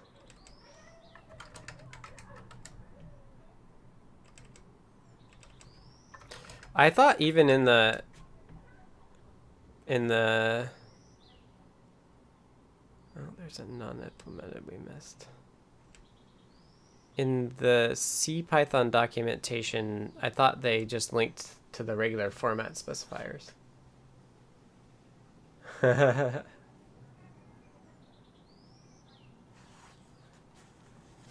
I mean, I work from home, so it's easy. Like, I write off half the cost of my gigabit. I think I've actually measured it at like 800. 940 megabit is the theoretical max for gigabit internet. Ah.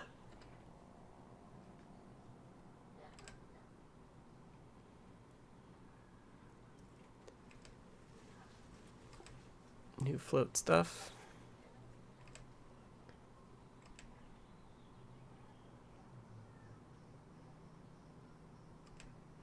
We just renamed something.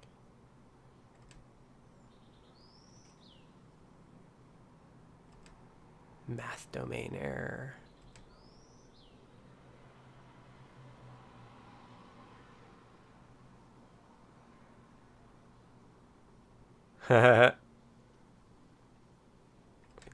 This. We got more warnings on.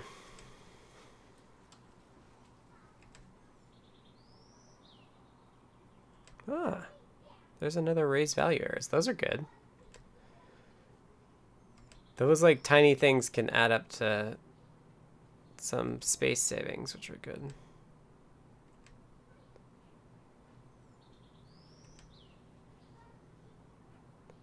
So we're here in modstruct, and we don't actually use this code, I don't think. We've copied it elsewhere, but we actually, yeah, it's bad. We have 2 copies of this struct code. And we updated the tests, but the tests don't use the code that's used in CircuitPython.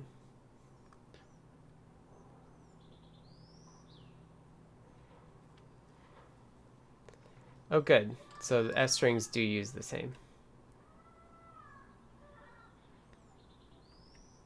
Max fiber planning from Orange here is 500 megabits, but it's uncapped. But we get up to a gigabit that the Ethernet allows. Neat. I think the next big thing is they talk about like 10 gig service. I have a Ubiquiti regular Dream machine instead of the Pro one.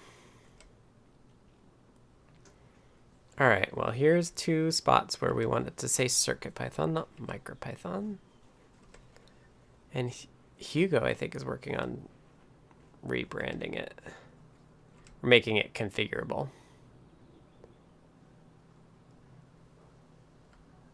We want these new. So these are new error strings that I think I do want to use the error text on. Even though, like, because we're in the Pi folder.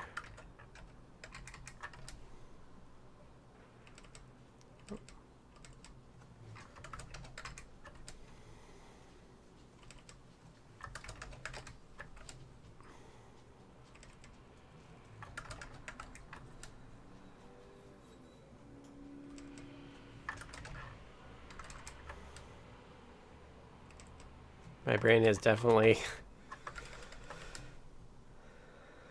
getting done. I think I could do 100 though.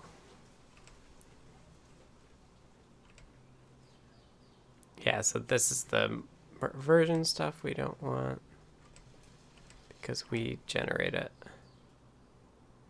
Track relocation, sure. Num persistent, we do want, that's a thing for us.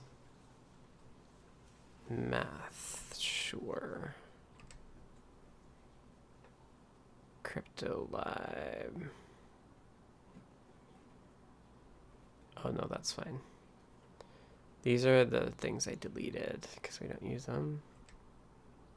That's one thing I've come away with this exercise is like, there are some things that I don't think belong in the Pi folder. Like things that I should talk with the Micropython folks about.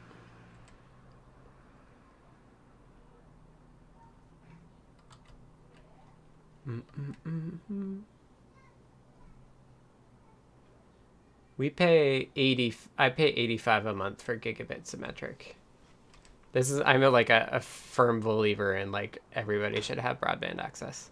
Oh, and I'm over time. How am I doing? Let me finish this one. That looks right. 122. I'm not going that fast. But I have till 5. ADSL still exists. Yes, it does. You too. Have a good weekend, Minnesota Mentat.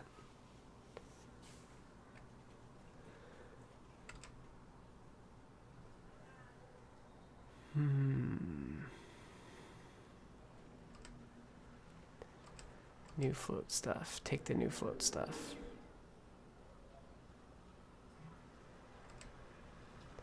That's probably like something Jeff did. I'm like, oh, I don't need that.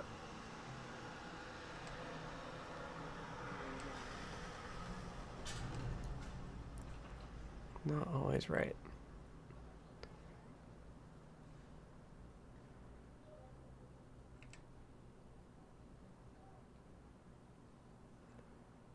Runtime error. Oh, interesting. Here's an error message that's not supported. We must never use that. Because when I like added all the translates, I added I want this version.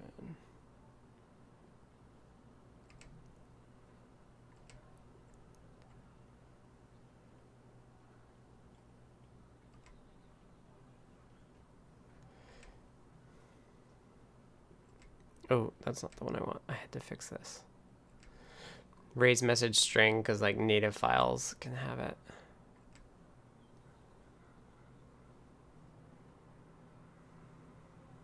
Hoping to get a good deal on 400 symmetric.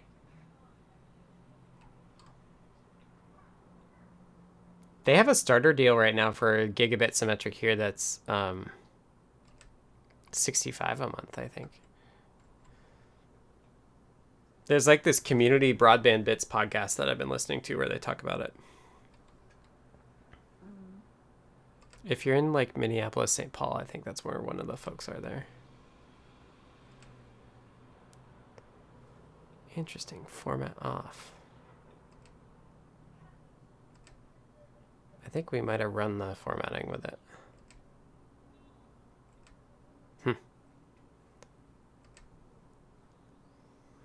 117.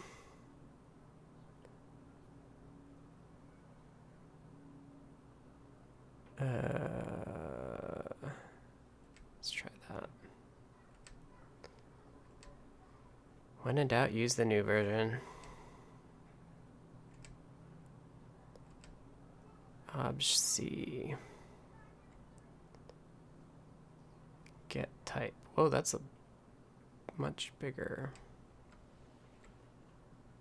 thing. Print helper.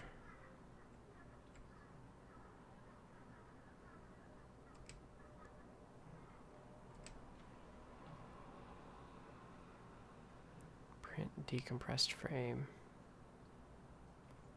Yep, that's what we want. Obj equal. Obj equal not equal is the new name of it. Shortcut for the very...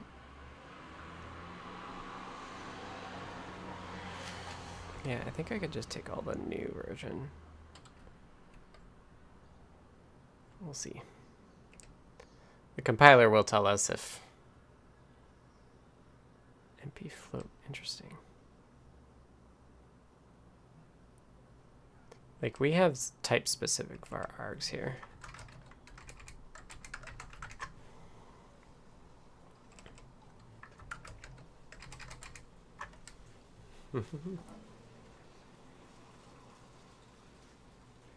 Speeds up to 18 megabits per second. Ugh.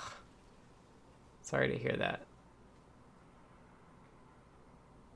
50/50 is $80. So if you're in the US, the FCC has a thing where they're trying to get people to measure their speed, because like they use these broadband maps that tell coverage, but they're private. You can't have access to them. So I think they are trying to build a new database of like what speeds people can actually get.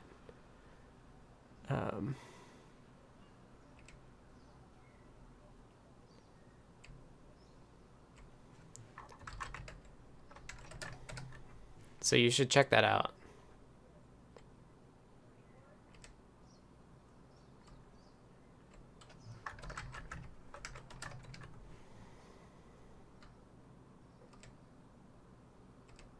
If you find it, post a link.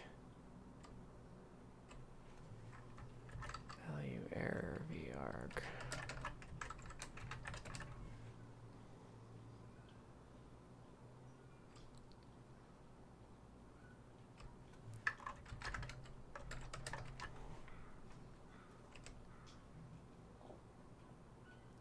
Index error.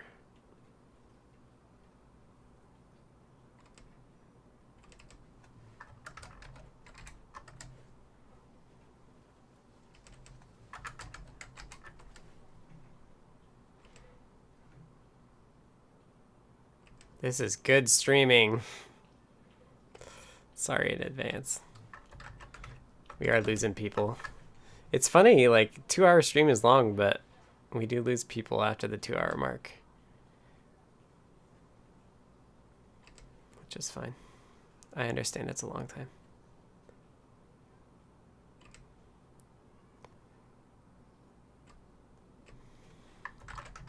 time.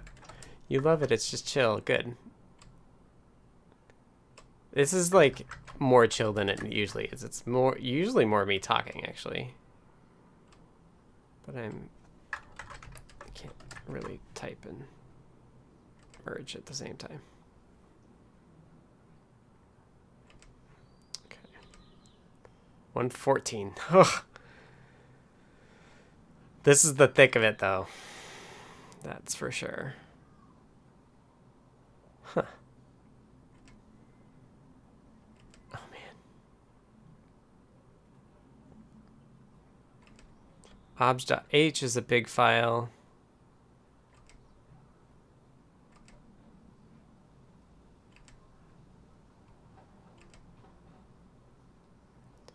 This mutable map stuff we do want. Come on, you can do it. 415. Scanning.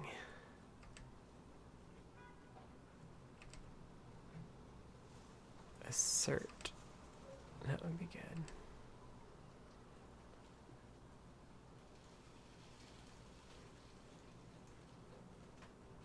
Huh.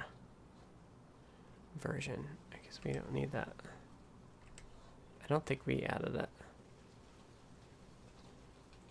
Type error, connection error, broken pipe error.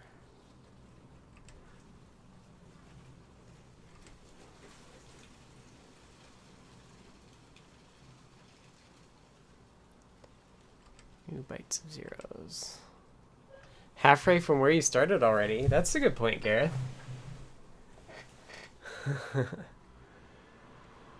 Sorry, Discord, I'm behind. I'm not caught up. If dev va start, new accepted message v list. What is if dev va start? Is that like, that might be like a compiler thing?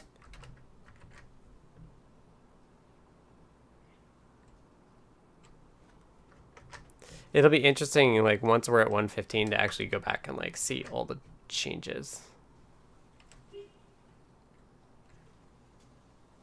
Cast a native base. Huh.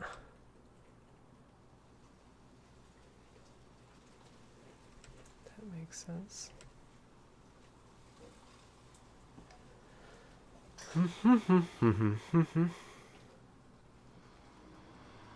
Get globals, set globals. Let's take ours.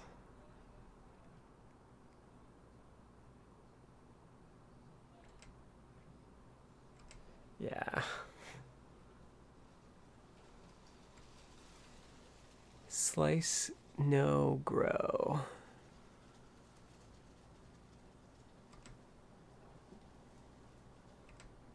Oh, I did. So back in a while ago, they like changed the capitalization of these things, and I just deleted those because I don't want them. I have less worry about being backwards compatible. The good news is that 113 was the last big-ish update, so 114 onwards should be much easier apart from the CMake changes and the S2 stuff. We don't use that anyway, so it doesn't matter. Like all the port stuff, the only ports we care about are the Unix port, basically. But yeah, I think you're right, Unexpected Maker. Like the next ones are going to be not as bad. Memory view cast.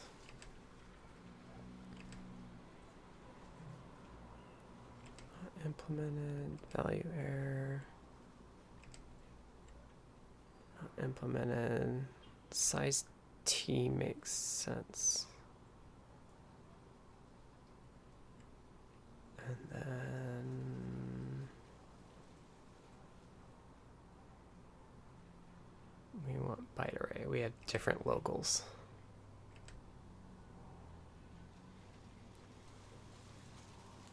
$112. Oh, man. It takes longer than I think. I just get in the zone. I'm going to use our old message. I know that the translation folks said it was okay, but...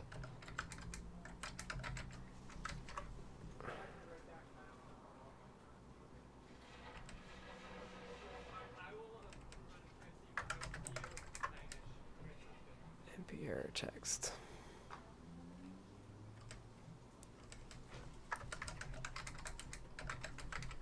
It's only the core stuff we're reporting, yet. We really just are not sold on the CMake stuff.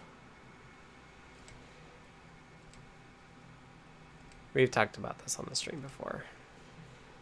It doesn't solve the problems we have. The object is dict type. I feel like that might be somewhere else. I'm going to delete that. That on Monday or Tuesday, we'll see where that gets us.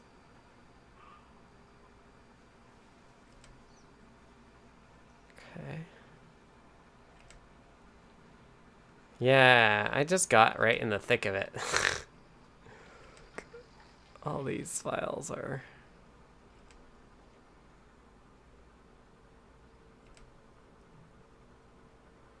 Is dict or dict? Okay, yeah, that makes sense.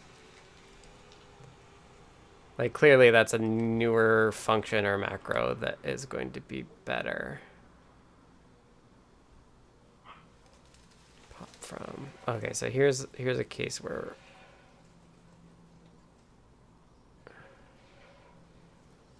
pop item.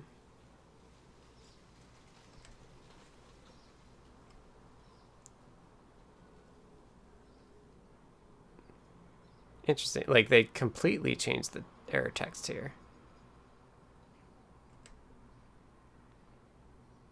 It's pop item from empty.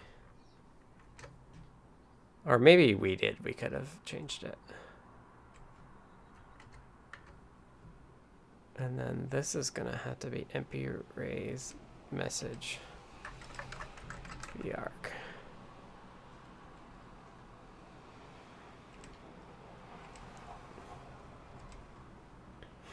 Thanks, Tim. Everybody's cheering me on. I have hummus waiting for me as a snack. And I'm definitely done for the week. 9 more. Enumerate, make new. I think we want the old version. This is the keyword args thing I changed.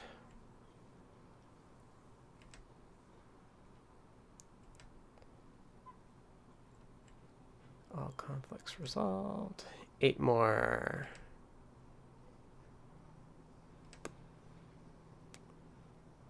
We include translate, not this other stuff. Oh, here's their decompressed string maybe. Well, we don't want that. We're not going to use it. That's an object-cept. Interesting. Here's our version of it.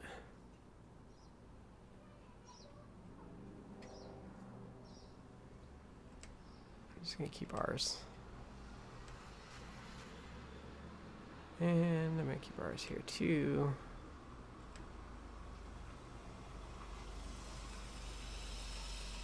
Exception message.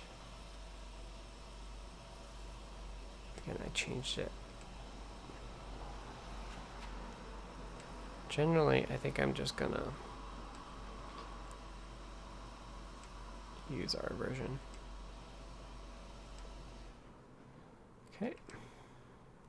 Hydrate some chickpeas. I am lazy and I just buy the hummus from the store.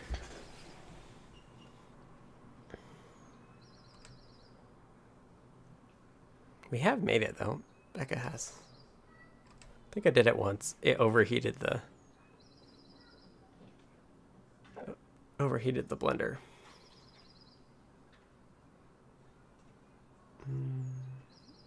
It looks like we want We will find out when I go to try to get it compiling. 106. Do I have to do 99 or do I end at 100? I think 99.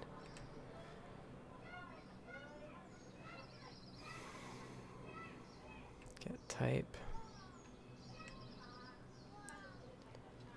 Return. Oh, maybe we don't need that else. Good. Oh, generators had a lot of stuff changed in it. Translate. This is probably where all of the genwrap call. Need a genwrap call. MP type flag binds self.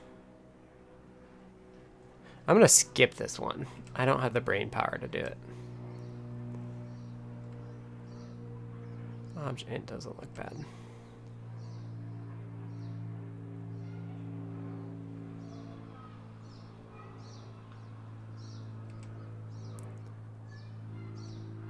MP raise overflow error varg.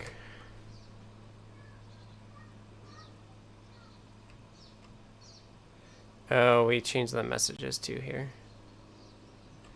I take this back. I don't want this version. Let's start here.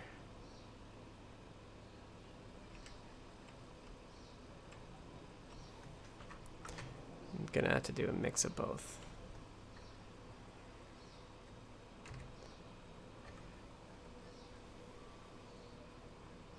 And then, oh, there, it's nested. Yeah, this float stuff changed.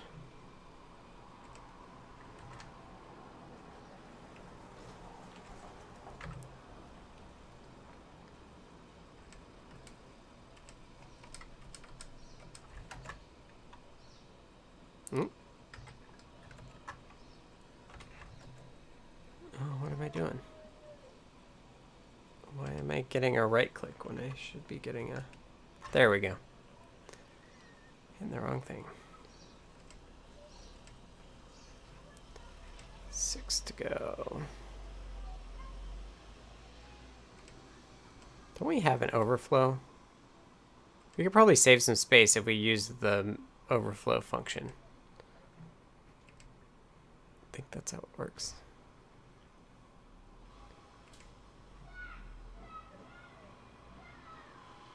Yeah, that looks right. 104.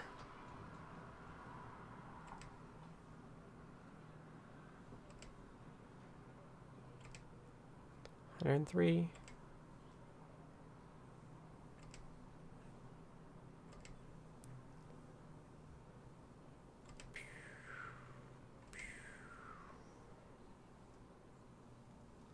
Hopefully that... Oh, they changed the text too. I don't want to change the text.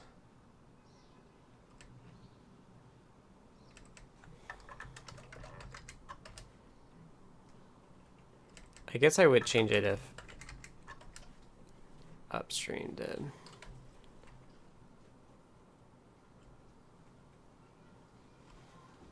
All right, let's go with it.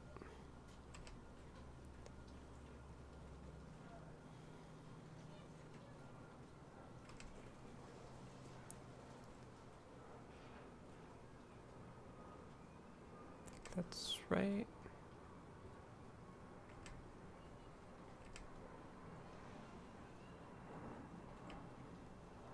Divide by 0.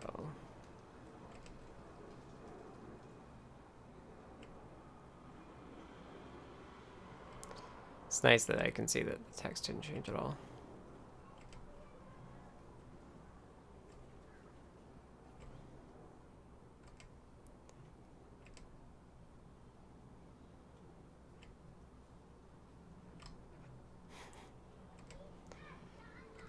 Okay. 101, 2 more.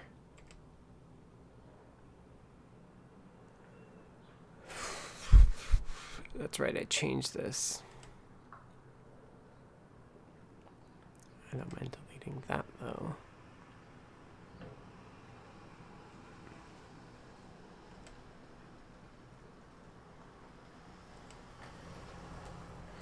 This was changed so we could subclass list, I think.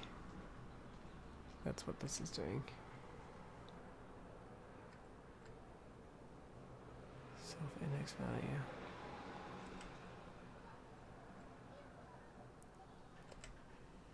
Next 10 to go.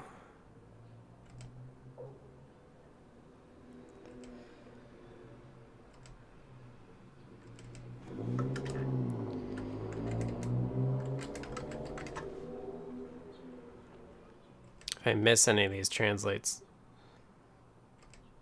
it'll still work, which is a good reason not to miss them.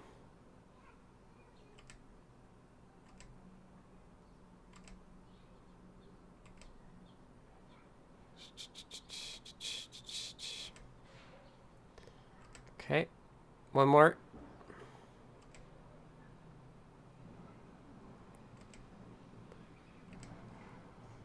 Last one.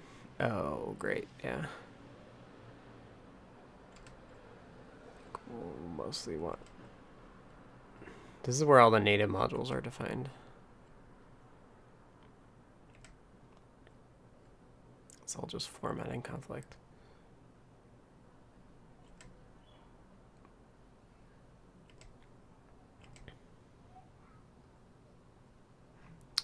Alrighty, that's it. 99 left. So will the 99 be left until next stream, or will you chip away at it during next week? I'll do it next week before it. Hopefully the PR out will be out for 113 by the end of next week. Yeah, my eyes hurt a little bit from that too. What did I miss in the chat? I've earned my hummus and going outside.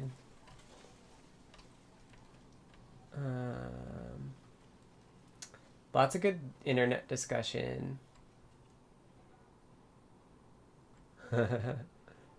I'm not gonna compile it now. No, I gotta take a break. Yeah, it was like 250 to start or something, and most of those I did straight away.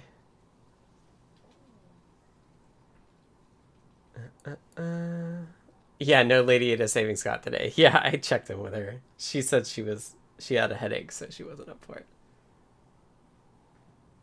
Oh, and I missed Mr. Certainly.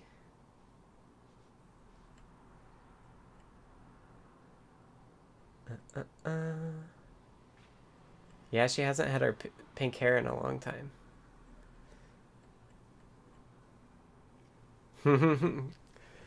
Johnny's hardcore and stayed up late.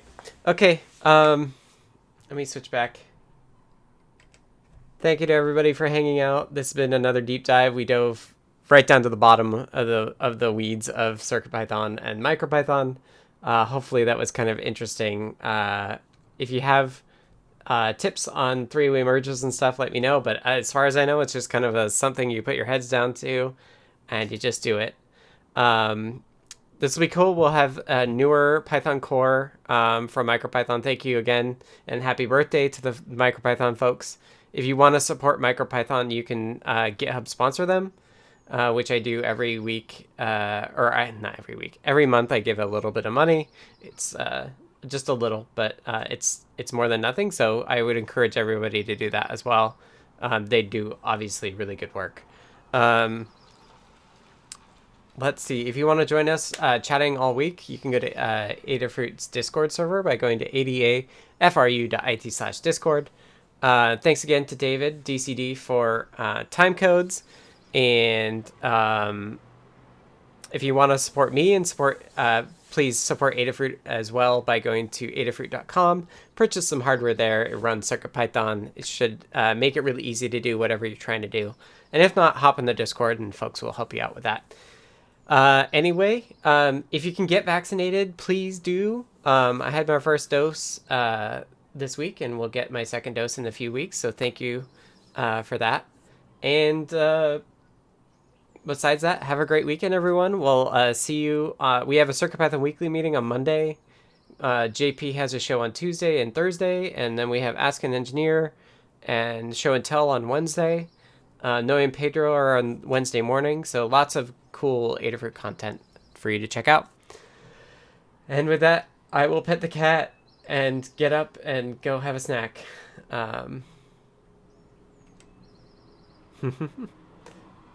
I'll see you all next week. Spook. You want some pets? You like pets, don't you? I clipped his nails earlier, too. We got a mani-pedi. Oh, yeah.